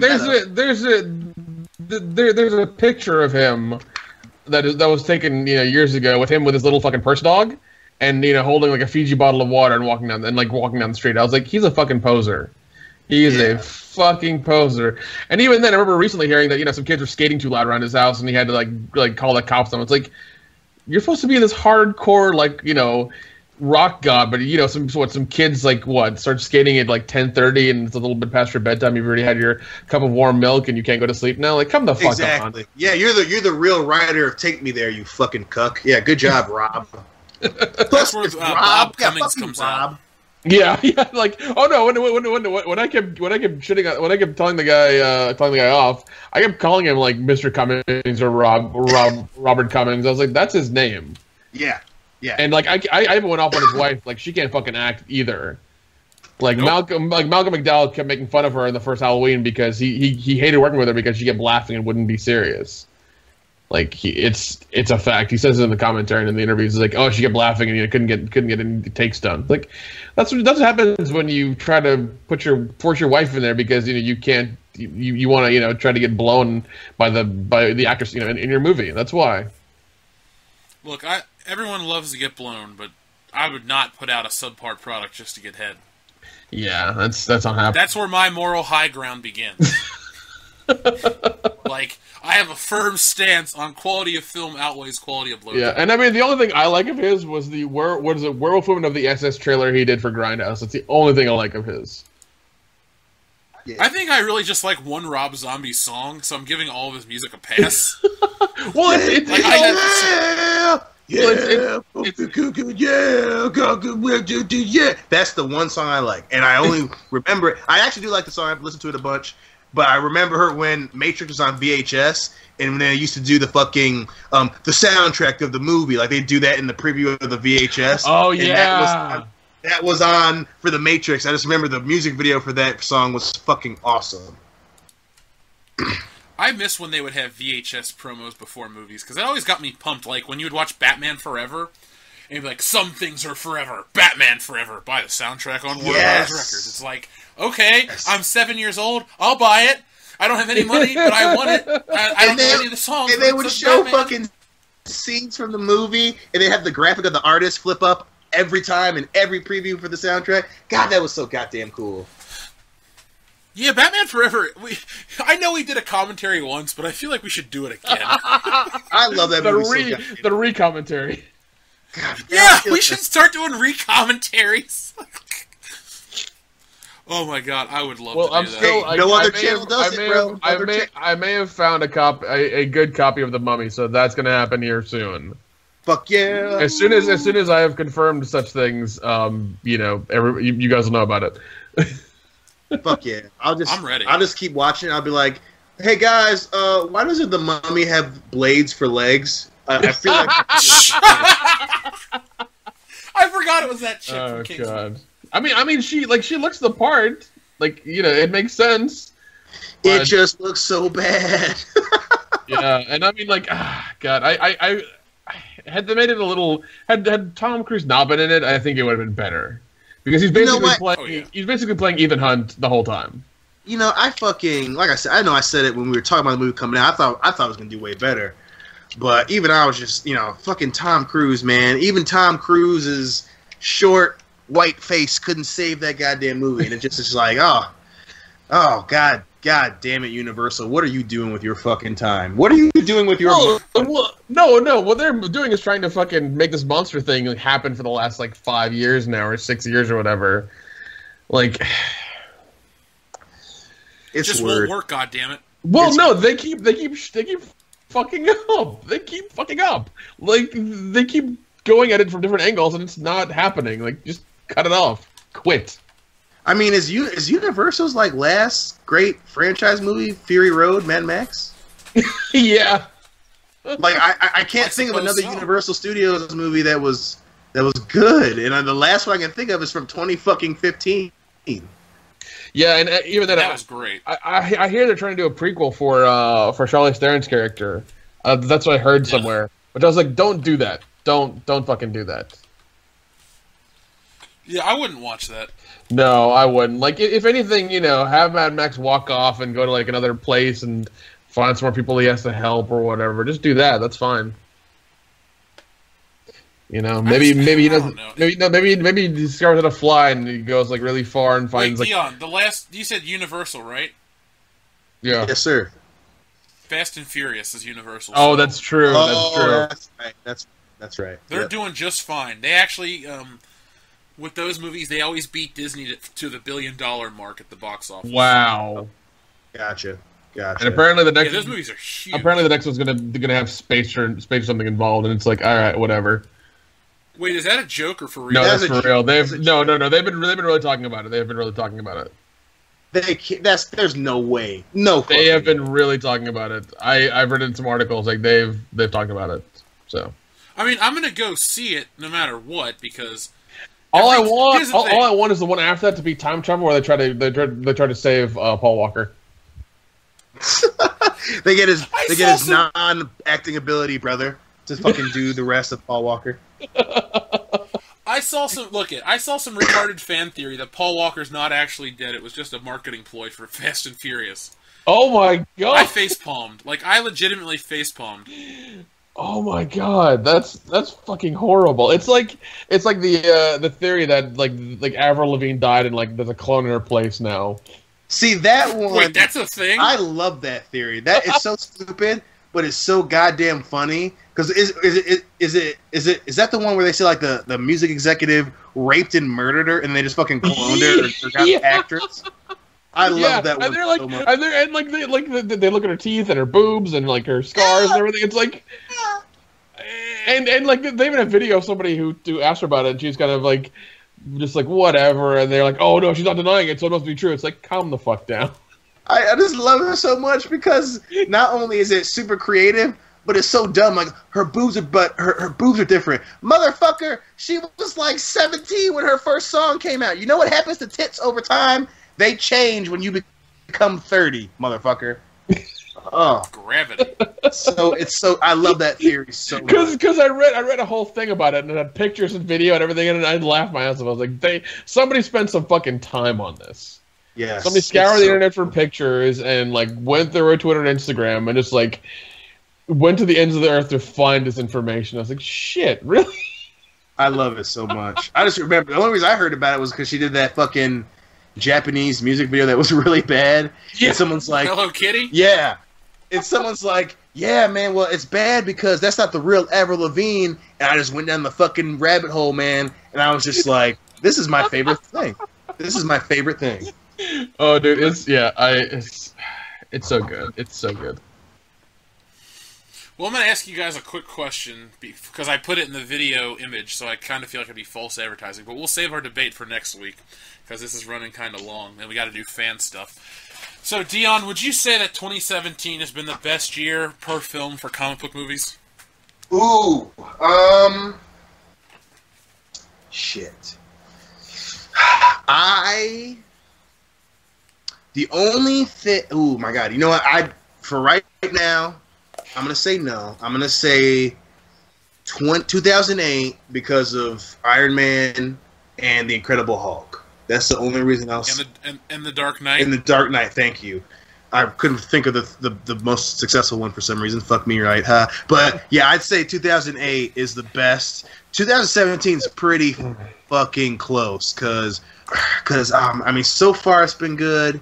You know, 2016 gets an honorable nod because Civil War was just fantastic, and then Deadpool. But I'm gonna say 2008. Nick? Yeah, I'm gonna go with that as well. Or maybe wait, hold on. Didn't Spider-Man 1 and X-Men come out the same year? Yeah, X-Men came out in 2000. Spider-Man came out in 2002. Okay, well then yeah, I'll go with 2008 because that was the start of that, and I mean I loved the first Iron Man so much. It was so good. Now I love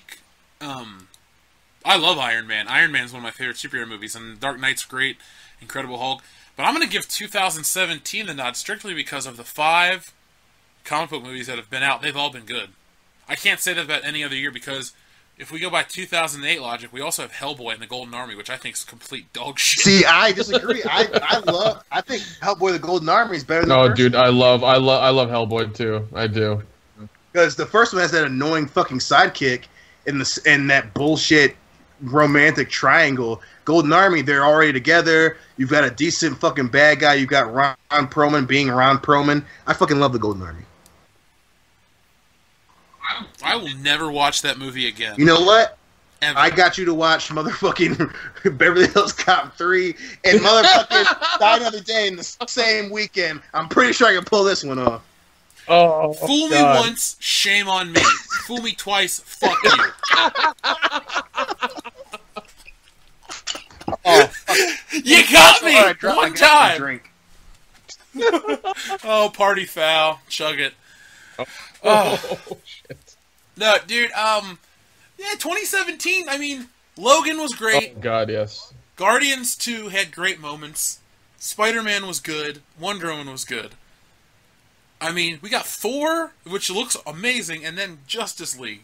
And Kingsman. So, I mean, this could, if everyone's good, this will be the year where every superhero movie is good. I really cannot wait for Kingsman 2. I want to see it so bad. I'm anxious for Justice League because I want to see if it's a fucking dumpster fire. Also, hold on. Another movie comes out that I mentioned earlier, Geostorm. Oh God. Let me read a small snippet of the fucking Wikipedia. Principal photography began October 20th, 2014 in New Orleans, Louisiana. Electric Entertainment and Skydance Productions are producing the film to be released by Warner Brothers on October 20th, 2017. Reshoots were rescheduled December 2016 under executive order by Jerry Bruckheimer and director Danny Cannon. The film is also known for being the first co-production between Skydance Media and Warner Brothers. But like they shot it in 2014, had to do reshoots 2 years later, and they're bringing it out now. I was about to say, I was like, what that movie? That's what I thought, because I remember seeing it on one of those other shitty podcasts that don't even hold a candle to our shit, but they were saying that I thought it was the same thing, like, obviously it is, but I was like, wasn't this, like, they didn't even think it was going to do well. They specifically shelved it because they thought it was going to be a horrible movie. Well, I mean, you have Gerard Butler in it, so, I mean, I don't know what, if he's... Do you want to hear a funny story about Gerard Butler? Yes. So, we were in college, and Gerard Butler came to Michigan State. I'll wait till Dion comes back to the microphone. I'll read the premise of Geostorm. I'm back. Oh, God, you got fine. Goddamn funny. Yes. You want to hear the Gerard Butler story? Okay, fine. So Gerard Butler comes to Michigan State because we were the Spartans, still are, and he was in 300. So I guess he gave some kind of speech at the football game to rile everyone up, and then State won or lost. I don't know. They played football. Okay. Well, anyway, the important part of the story is after the game, Gerard Butler goes to the women's dance sorority house and tries to hit on all these girls, and they all shoot him down. Oh, damn. So Gerard Butler thought, I'm just going to roll into this college party and fuck some young girls, and they all denied him. The rumor I heard is that he was creepy. Yes. I heard the exact... Oh, my God. That was all over campus, too. Because he was being, like old man creepy, like, getting all up on them and trying to dance with them. They were just like, dude, you're 40. He should have been like, I was King Leonidas, bitch. I was a top-drawing box office star in 2009 with that movie The Bounty Hunter starring Jennifer Aniston. Oh, my God. I was also in another great rom-com movie starring myself and Katherine Heigl. Which one was that? The Ugly Truth. Oh, God. Was that the one where he was the news anchor, or she was the news anchor? Yeah, she was the news anchor, and he was like the dude that had his own segment about relationships. Because it's Gerard Butler and fuck us, right? That movie was just barely okay. I feel like I saw that on a date. I saw it on a date, too. That's how I saw it. Hillary and I, we're married now. Hillary and I went on a date and saw that, and I didn't hate it. I actually kind of liked that movie. You know what? Why does that movie... that was right before Katherine Heigl was talking shit about Knocked Up, so that movie gets lost in the minutia, because it was literally right after that movie came out, she started talking shit about Judd Apatow, and then, 2 years later she had to go on her fucking apology tour. But yeah, man, that was right before the fall of Katherine Heigl, so people forget about it. You know what? You know what movies I miss? I miss raunchy comedies. Yes. Oh yeah. Yes. I think the last one we had was Sausage Fest. Yo, agreed. Oh, Sausage Party? Yeah. And we need more of those. We need more of those movies. I miss them because I was watching, what is it, American Pie, and I was like, where the fuck are those movies? Where have those gone? Well, we had Sausage Party. This Is the End was a great callback to that.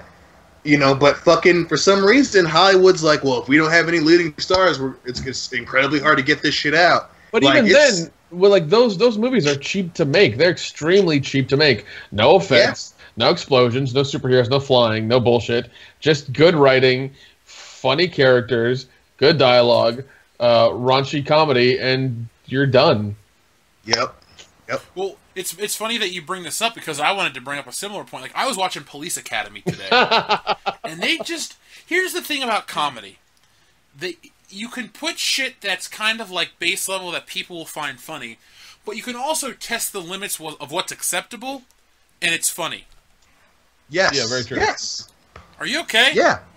Oh. I mean, and like Nick said, it's cheap, but not only that, but it's fucking. I mean, obviously, it's not 100% different, but it's a genre that even though it's hard to do, when you fucking nail it, you fucking nail it. I mean, you hit it out of the fucking park, and people are gonna fucking. You not only are you gonna have a great box office return, but you're gonna be a movie considered a classic. People are gonna want to buy the movie. You can put out special editions. I mean, you're investing in something. Yeah, yeah, and even then with American Pie, you had the special editions, you had the unrated versions, you even had like what is it, Beneath the Crust, 2 DVDs that came out about like 1 and 2 and about even give you more shit about what happened behind the scenes.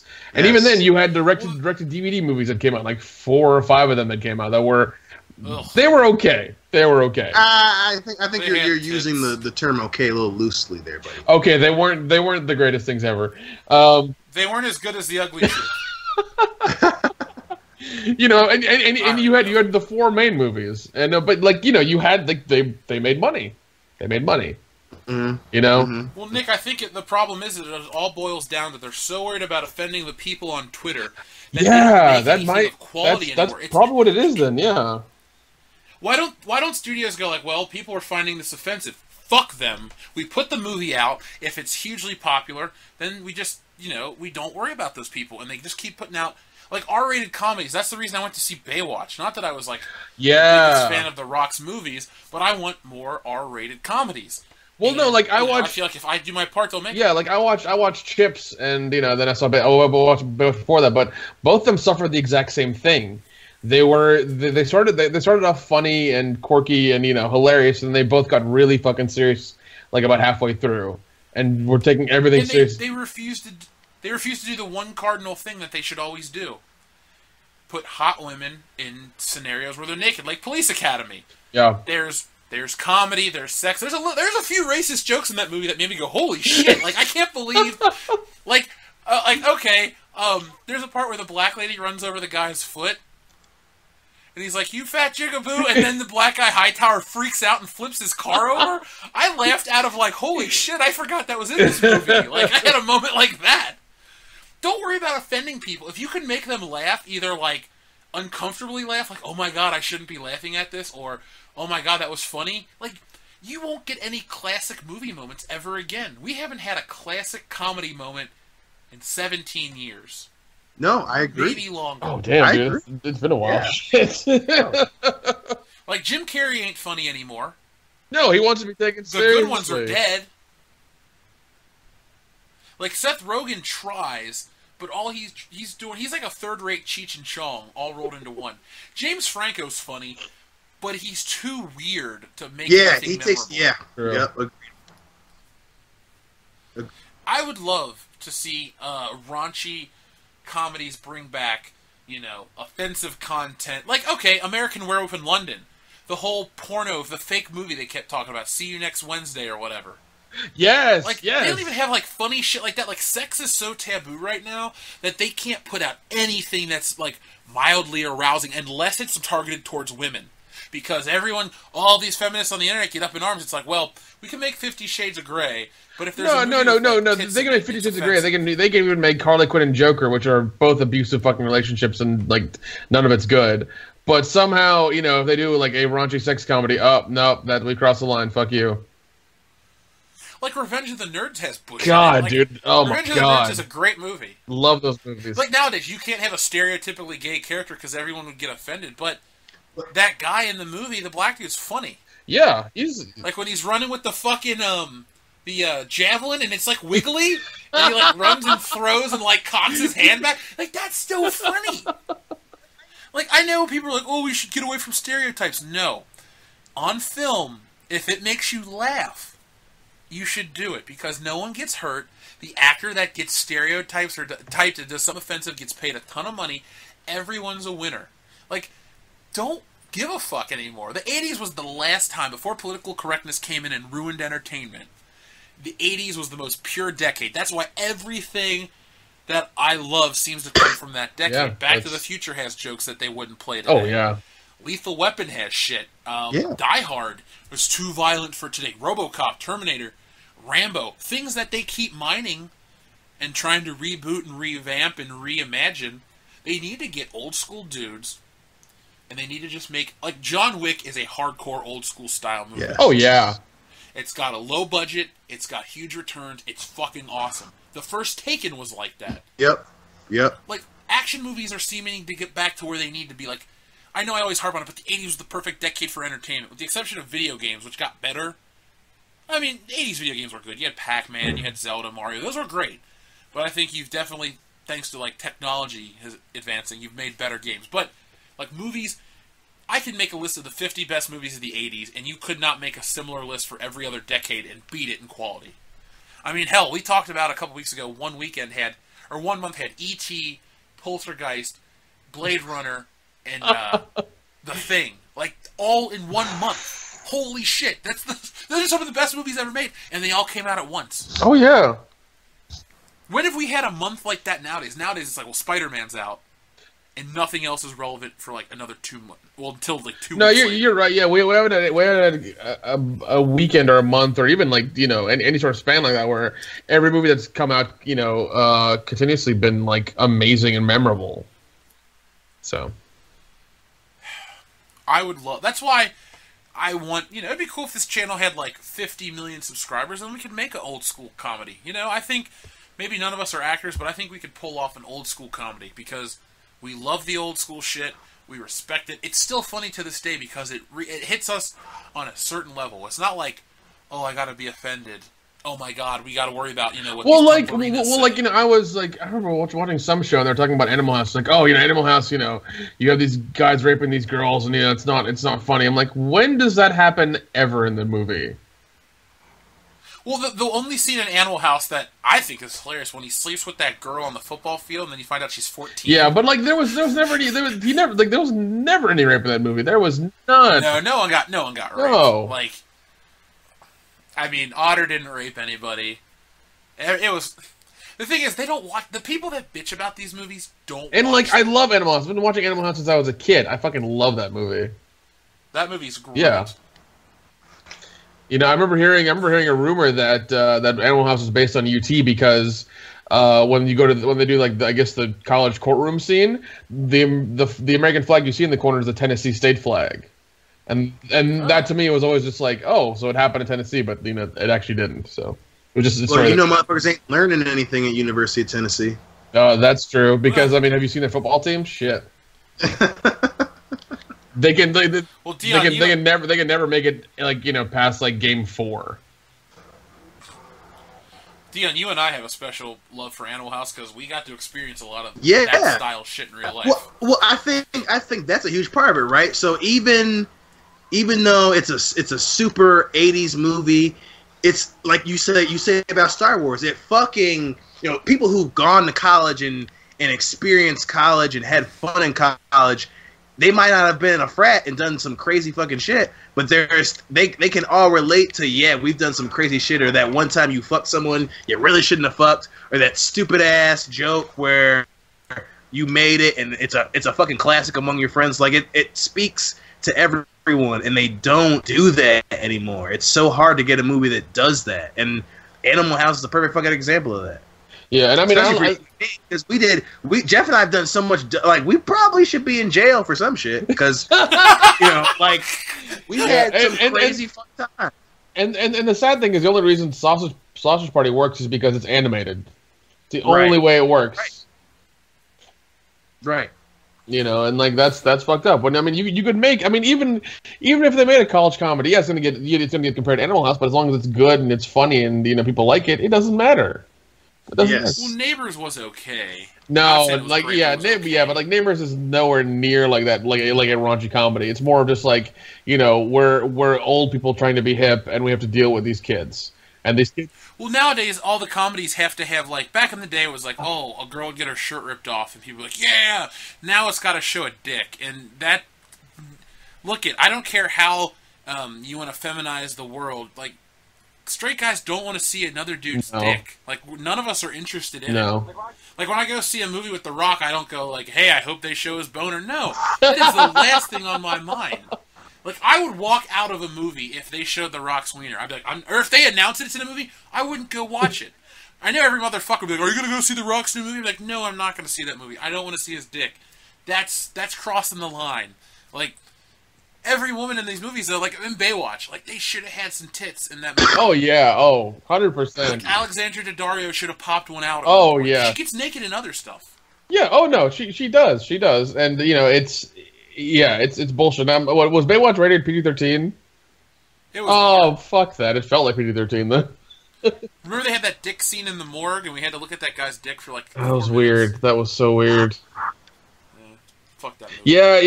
I think Cuck and McNeese made that point as well. Like, there's more, like you see more dicks now than you do tits. So that's a thing. It's happening. It's the dick thing obviously bothers me because I'm into the ladies, right? But it's like at least with, especially back then, they didn't show tits just to be like, oh well, we want dudes. That was a part, but it wasn't like specifically to get like some political bullshit across. It was like, hey, it's the 80s. We all like fucking tits and stuff. Chicks like tits. Chicks take their clothes off.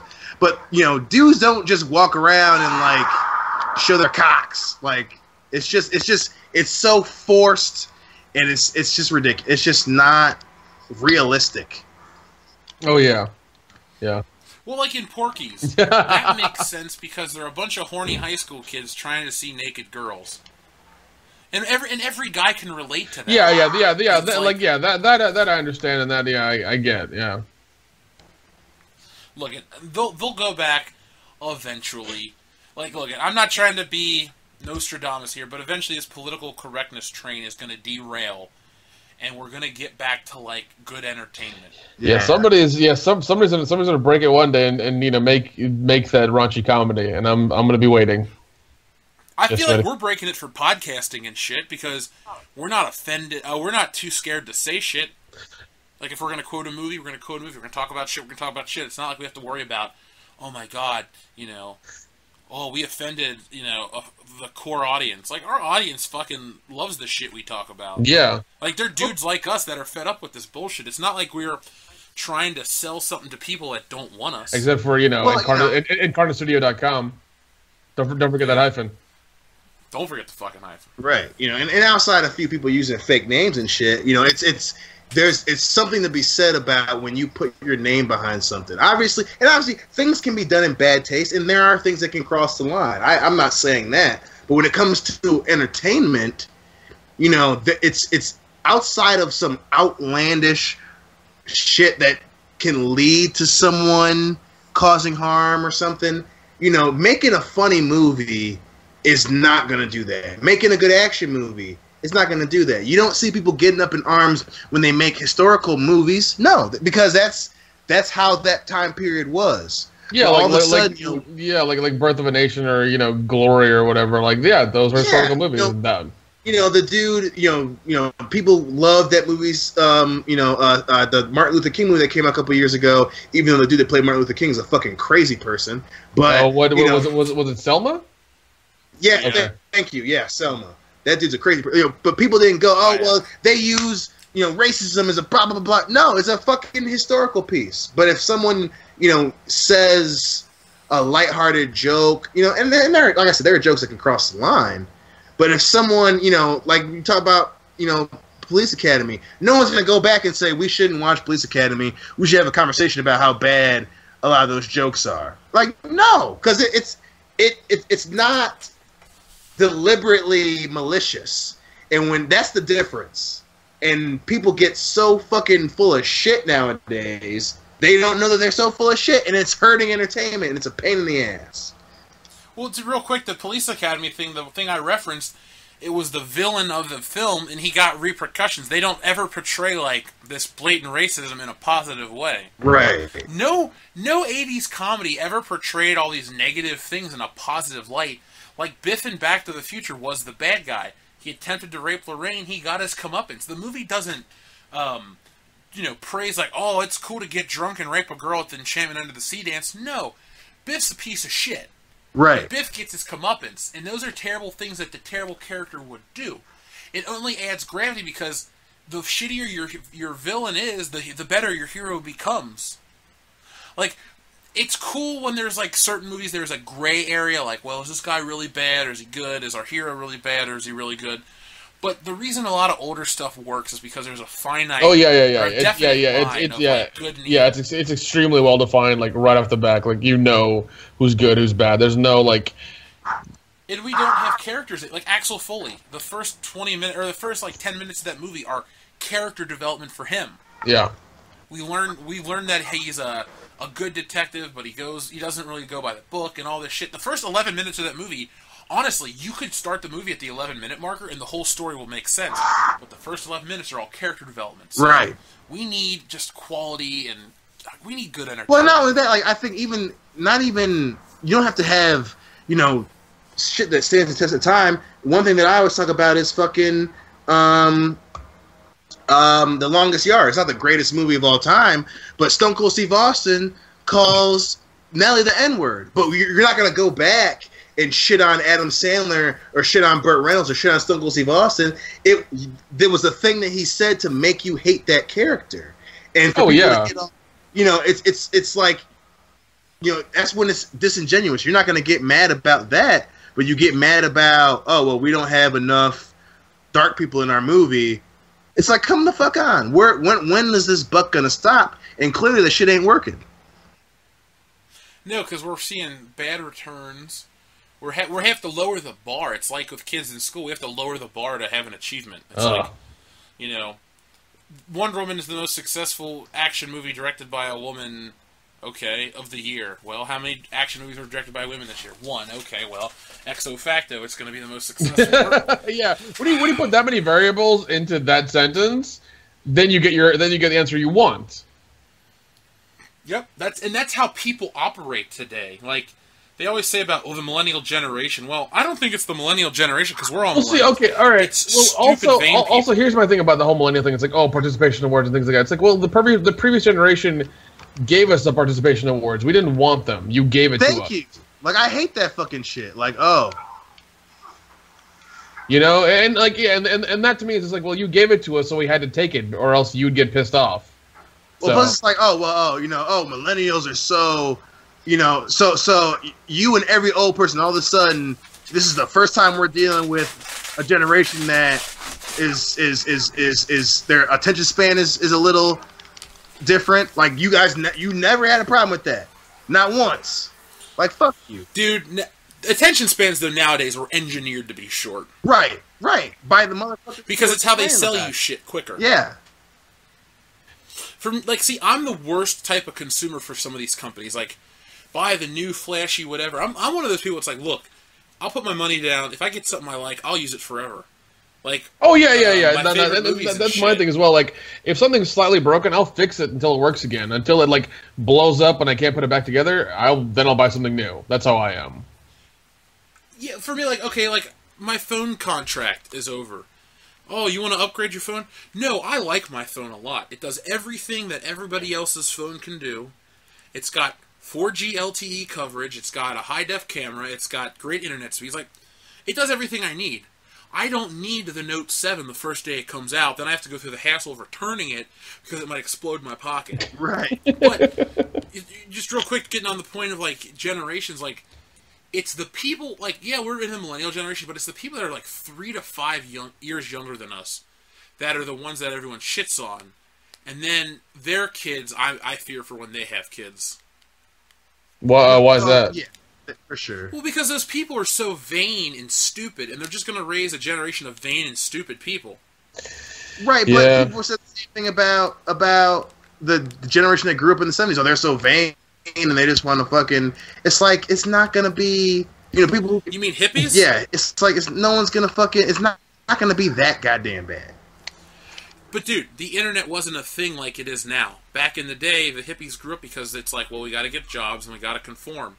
The internet reaffirms these people's stupid decisions because there's people out there like me, so I can act like I'm a kid until I'm 50 years old, and the government should pay for it, and this and that. It's like, and you're constantly getting reaffirmations like, oh, it's okay, you go to Twitter, you find your safe spaces, and they reaffirm your bad decisions. Before that wasn't a thing. Everyone just beat you down until you change. Yeah, and I mean, yeah, that's true now because everybody can literally get into their own echo chamber of stuff they want to hear that it affirms their beliefs, and it's really bad because of that. Like, you can get it, you can get it on your phone, you get it on your computer, you get it at work, it's just bad. I love how our episode started out lighthearted, and then it got real serious real quick. So let's get real serious, though, for a minute, and let's do our Patreon section of the show. So, Kendo Slice and Justin Beck are going to have their questions read in just a few moments, as well as some of our comments from this past week's videos. But before I get into that, I'd like to make an official big World Class Bullshitters announcement. If you love this show, and we know you do, we want to thank you and give you guys a reward for being supportive of us. In the month of August, we're going to pick a week, and we're going to do a fan appreciation episode. Now, it doesn't mean that you guys are going to give us topics and we're going to cover them. No, we're going to have you on World Class Bullshitters. We're going to invite you into the inner sanctum and be a temporary World Class Bullshitter. So how this is going to work, if you email us at worldclassbs@mail.com, which happens to be the best mail, and you email us your your Skype account information and dates when you're free, we're going to try to work around making this happen. And if there's a huge response, we're going to do more than one episode. So, for example, the second week of August we'll have, like, the guys from the fan cast. I'm sure they'd all want to be on the show, so we might do an episode with them. But then if there's other fans that would like to be on it, you know, you're more than welcome to. So we just need to know through email. Don't message me on Facebook. Don't post it on the Facebook page because that stuff gets lost. But these emails are very permanent. You know, I have a special folder for Gwyneth Paltrow and a special folder for you guys. So just email us if you're interested in there and give me your Twitter or your Skype contact information, and we'll try to work something out. Here's the thing: we record our shows on Thursday nights, starting at 8:30 p.m. Sometimes they run long, like tonight. Sometimes they don't. But with all the people that are going to be interested on the show the episodes may run longer. So if you're some of our younger listeners, you might want to get on real early and then cut out later. That's fine. But just tell us via email, and we'd love to make this happen. And it'll be a fun episode. We'll try to get as many as the guys as we can on. You guys can help us pick the topics. We'll have a regular Bullshitters episode. So you'll be on like episode 86 or something. And, you know, you'll get a special thank you and all this stuff, and you get to be a part of World Class Bullshitters history. So, Nick and Dion, does that sound pretty cool to you guys? Would you? Yeah, dude, I'm down for that. I dig it. It's going to be a lot of fun. I mean, I want Brian Lape to be on the show, and there's our other Brian Lape mentioned, because I listen to the fan cast, and he's like, they mention me on every episode, whether I want to or not. So, Brian Lape, you're mentioned again, dude. Also, Brian Lape, you wondered what the 7-Up era was. Somebody assumed I drank a lot of 7-Up and got diabetes. No, that is Phil. The 7-Up era. The 7-Up era is from 2008 to 2010, where I worked for the 7-Up bottling company here in Cincinnati. And it was a nightmare. I had to go to bed at 8 p.m. I had to get up at 3 a.m. to be at work by 4. And I never knew what day I was going to be off until the day before. So it was a nightmare, and I hated it. And I never, ever... And it was topped off by the fact that I got hired at that job, and then I went and saw Indiana Jones 4. Like, the summer of 2008 was just a dark, dark period of my life. Damn. Jeez. Yeah. And at least I'd go back to college, hang out with Dion more, bang a bunch. Life got better, but when I came back to Cincinnati, it sucked. Also, Brian Lape, I live nowhere near Loudy, so just for the record. Okay, on to the fan questions. This one comes from Justin Beck. If you could update any old TV show or movie with today's effects, what would it be? Ooh. Quantum Leap. Spawn. Really? It's going to be a lot of work. Hey, I'm willing to put the goddamn work in, man. Yeah. Quantum Leap needs like a little bit of retouching, not a lot. Just a little bit. Because I think the last episode, like, they were in the year like 1999, and you know they'd ended in like 93 or something. So a little bit of an update is required. He never made it home, bro. He never made it home. Don't tell me that. Damn it! I watched the last episode. That last episode was a lot of emotions. Okay, don't let me go through that right now. Yeah, that's definitely one of the biggest cop-outs in TV history. It wasn't a cop-out. I mean, you know, he didn't want to leave. Yeah, it was. Oh, he just never made it home. Fuck you. Don't watch our show anymore. They ended it. There's no more show to watch. But they ended it. What? You know, he chose his own path. He's the one who could choose where he went. He chose not to come home. But why? Why would you watch the whole show? He wants to get home, and then the last episode, I don't want to go home anymore. Because he was helping people through time. That's what he was doing. He was affecting. Because his wife's a bitch. Well, that's what he was doing. Like that's all he did is he's helped people through time. Even the last episode was amazing. I mean, like that's what he did. Like he just helped people, and that's what he wanted to keep doing. He wanted to keep making time better, I guess. For me, my answer would I'm going to give you a couple. I would like them to just go back, slightly tweak a few of the effects from Spider-Man and Spider-Man 2. And I mean, the movie's already great as is.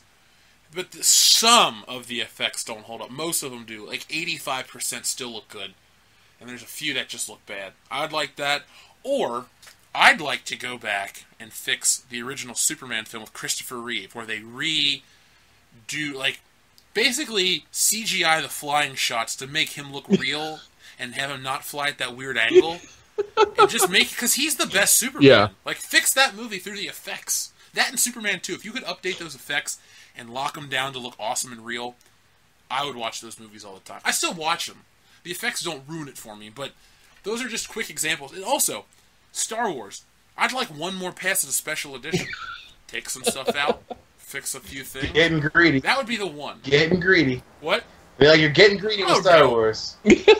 No, the things I'd want to change are like remove the approach to Mos Eisley, remove the Greedo shooting first, but just basically give the remove original. Jabba the Hutt.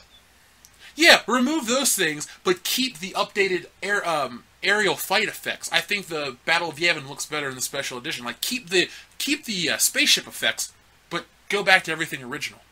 Like no story elements need to change. Just update like that and fix the lightsabers. That's it. No, I'm cool with that. Okay, no, for sure.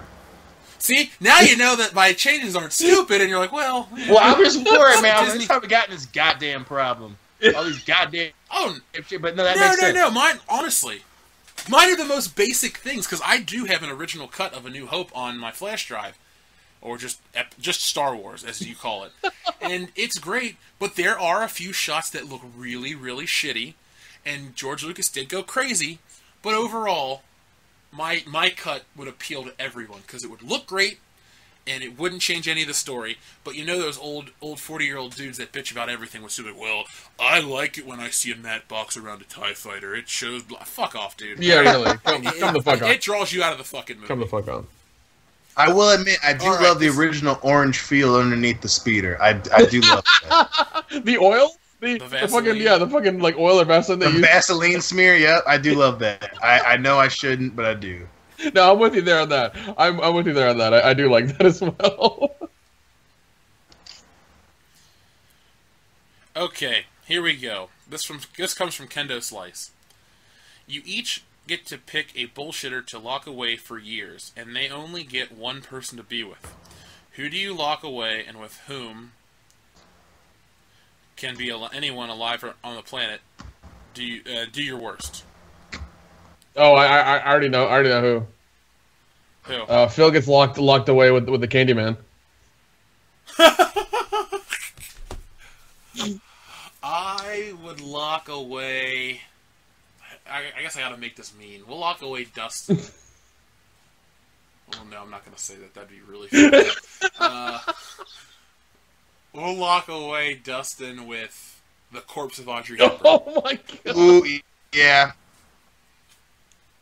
I think that. Ooh. I'd say I'd lock away Nick with those. Damn. I'd say Nick with those midgets we met at WrestleMania. Listen. They were giving us weird looks, and I mean, I didn't want to beat them up, but I would if I had to. You know, I'm just saying. That's why you're a good man. And the Last Standing. Well, because I don't know who was fucking with him, Loudy or Phil or I don't know. Somebody was fucking with him, and I was like, ah, damn it, this is gonna happen. Okay. Well, okay, so in the last week, Dion and I have met up for an impromptu episode of World Class Bullshitters, episode 79.5, which is really rare for us to do. No, we've never done a .5 episode before, but Spider-Man was just too rich of a well not to mind. So, over on episode 79.5, we had a great comment from Jose Sarongo. Sarongo. And he said, "Excellent comments, guys. Praise to you. You really know the character in the comics, not like some phony fans that are commenting out there." Thank you, Jose. That's everything I wanted to hear about my take on Spider-Man. You know your shit. Good job, sir. Hey, I really do. I spent way too much time. Actually, I'm putting together a video for Spider-Man Month on how I know so much about Spider-Man, so it'll be pretty interesting. Okay. Our older videos are starting to get a lot of comments, too. Like, we're in that cool phase where the channel's growing and people are going back and watching the old shit and then commenting. How is the Schlocktober stuff looking? Some of it's looking alright with 5,000 views on certain videos. What? Yeah, the Rob Zombie has 5,000 Oh, views. well, yeah, of course, we shit on him. It's going to happen. Oh, The Walking Dead, sorry, has 5,000. Okay. So, this is also a comment from episode 79.5 from Tap and Die. Now, this is a reference that'll take you back to, like, the first episode of the show. Happy Gilmore is still the greatest comedy of the 21st century. Oh, God. Easy, I can't believe people are still making that joke. God, that's like episode. Honestly, that's like episode 3. Yeah, I'm about to say. I'm really happy with that, though. Back to last week's episode of World Class Bullshitters. Let's see. What are people saying about Spider-Man? Cavalier1645 says, "I thought the movie was okay. The story was good and the action was good. The supporting cast was shit. Flash Thompson was a scrawny little shit. MJ was shit. I hate this diversity for diversity's sake crap. The only MCU film I dislike." Alright. Fair. Yeah, completely fair. Jared Barrow. "This movie was a letdown. It's not even that good." It's like a 7. I'm changing my thoughts to a 7, not a 7.5 or an 8. The hype has died down. I'm not as excited as I once was. Bryce Dealman, who's a longtime listener, just like Yusuf Reyes, ranks Spider-Man Homecoming 3rd, just like I do. He actually has the exact same ranking of Spider-Man films as I do. So, if you'd like to know what those are, go to our comment section. I gave Bryce a thumbs up. His profile picture is of Tobey Maguire. True O2 Baller, who's a good listener to the show, says, "Great movie. I still rate Spider-Man and Spider-Man 2 above it. But this was a great movie. These are my only two concerns. The ending with Aunt May and Zendaya. Better not be Mary Jane." Well, they're backtracking on that, so... Yep. Oh my God, are they really? Yeah, they are backtracking. Yeah, because nobody wanted her. She's inexperienced, and they probably got her for cheap. So they're like, "No, we need somebody better." And she's a Disney actor. They all suck dick. Truer words have never been spoken. Well, here's a shitty comment that true words aren't spoken. What the fuck? Why do the movie characters have to look like the characters in the comics? That's a very short-sighted approach. Comics is a visual medium. You're adapting a comic book. It needs to look like it. Spider-Man's not in a green and purple costume. Yeah, that's how that shit works. And it's got 18 replies, and all Chris James can go on about is diverse heroes. He happens to be black, just like Dion and half of me. So I just love how it's like, hey, we got a fucking virtue signal against the white man. Dion's like, if it's a good movie, I don't give a shit if they're all albinos from Mars. Like, I want quality. And we can see through the bullshit, dude. Right. Yeah.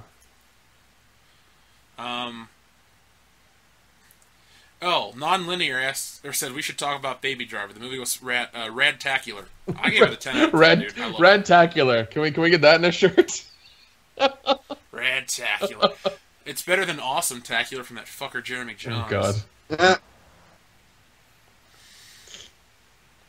Uh, Brandon Ninja says Spider-Man felt too much like a kid. He's in high school. Yeah. But my problem with the movie was he was too self-aware of how the audience should feel about Spider-Man, and that really takes me out of the movie. Okay. James Roa didn't mind it. It felt episodic, not epic. A high school Peter Parker... There's a mosquito in my office, sorry. High school Peter Parker, bit bored of this trope. I get it. They want Parker for another 5 to 6 films who's young. I just want a Peter Parker that's in his early 20s. Because I said this in one of my videos that hasn't come out yet. When he's a kid, you have certain limitations on the creators, not the character. Oh, and the character, too. For example, there are issues of the comic where he goes, like, off for days and gets captured and shit, and people don't know if he's alive or dead. You can't do that with a kid.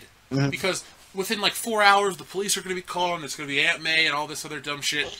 And it would have been nice if, like, something happens to him in the future, and then he has to basically come up with an excuse why he was gone for all that time, or he got sucked into the negative zone, or where he was during the Secret War, like, these crazy things. It'd be nice if they could put that on film, and then the drama comes from him trying to explain himself and keep his personal relationships. But no. What that bullshit. Yep. Let's see, over on 79.5... Christopher Littleton says, I wish Sony would fire that bitch, Amy Pascal, after the Sony hack. Errant3 says, the movie was an SJW hipster cringe fest of a wet dream. You're not wrong. Wow. Liquid Metal Pro, something occurred to me only recently. The lack of Uncle Ben. The lack of a traditional father figure. Yes, Tony Stark is the mentor, but doesn't necessarily act like one. Liquid Metal Pro, you are 100% right, and it also takes away Spider-Man's motivation for being Spider-Man, because he's only Spider-Man because of the guilt he feels for the death of Uncle Ben. They have to introduce that in a later film, because as of now, you got the little grace period of Spider-Man, like, hey, we can do this, but if we don't get it right next time, we're fucked. Man, Truebone says, I could only give this movie a 4. The first 10 minutes nearly made me want to quit due to Peter Parker being so annoying. He was, whatever. Let's see. Brian Lape. Is this better than Episode 7? No, Brian Lape. The only movie that is better than Episode 7 is It Comes at Night. Have we got any more shit on that video? I'm sure we have. I just don't. No, it's fine. I'll tell you our video count before we end this up. Here we go. Derek Nelson, who's a fan I like because he's got a picture of Kurt Cobain. Fucking Stuckman's buying tattoos with his YouTube income. Why not give back to the fans? First, at least. Not only is he a sellout, but he's a sleazeball, too. Yeah, Chris Stuckman is getting ready to get reamed in Dion and I's special series of videos titled The Problem With, where we're seriously going to go deep on these motherfuckers. Chris Stuckman, Cinema Sins, Screen Junkies.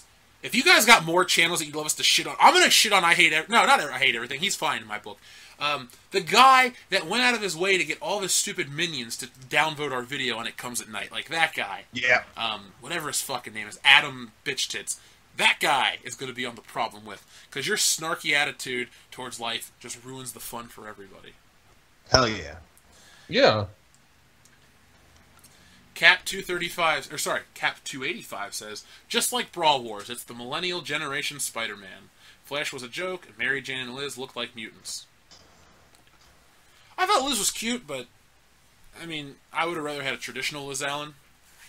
Because it bothers me that Michael Keaton's supposed to be her dad, but with the mom they chose, what was that actress's name? Dion, she was real well known. Yeah, I keep wanting to say Gabrielle Union, but it's not Gabrielle Union, it's, It was what's-her-face from the Jamie Foxx show. Oh, yeah, she played Francine. What's her fucking name? Yeah. Yeah. Yeah, her and Michael Keaton wouldn't make a kid that looks like whoever Liz Allen was supposed to be. Right. Like, seriously, people are going to say, well, you don't know that. Motherfucker, I'm a product of a black and white relationship. I can tell when somebody would look like the two people that are portraying their parents, alright? I live that every day. It's not a problem, but don't call me out on my ability to decipher it. Chick doesn't look like she's mixed. No filter right, with yeah. Dion. And that's pretty much it. I'm gonna end the comments. We got a lot of good ones, but there's just so many. I do want to end the episode though with one final piece of news, Dion. Yes, sir. Star Wars actor Jake Lloyd moved from jail to psychiatric facility. What? What? Yeah, I screenshotted this, I guess, yesterday. But it looks like episode 1 has taken its toll on his life even more. God damn, that's so okay. sad. So wait, he went from where now? Jail to a psychiatric. Oh my god, that poor kid. Jesus Christ. Can we go visit him and give him a hug and be like, it's gonna be okay, dude. You're gonna be fine. I feel like Mark Hamill has to go in there and be like, I know your pain, man. Look, I've lived it. Just come with me. I really kind of wish Jake Lloyd good luck. I mean, you weren't Jar Jar Binks in the movie. Yeah, man. Right. You don't deserve this. He just did what he was supposed to do.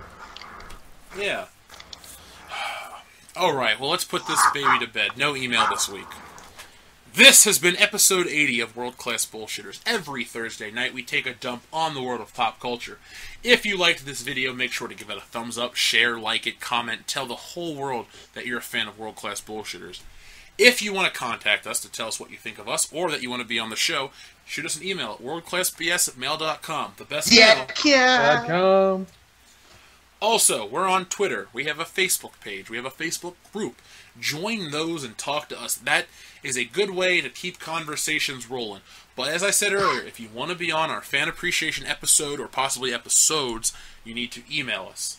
Because that is the best way, and that's the only way I won't lose the names. Because I don't want to talk to you and tell you, hey, you can be on in August, and then I forget, and then I come off as an asshole. No, that's not my intention.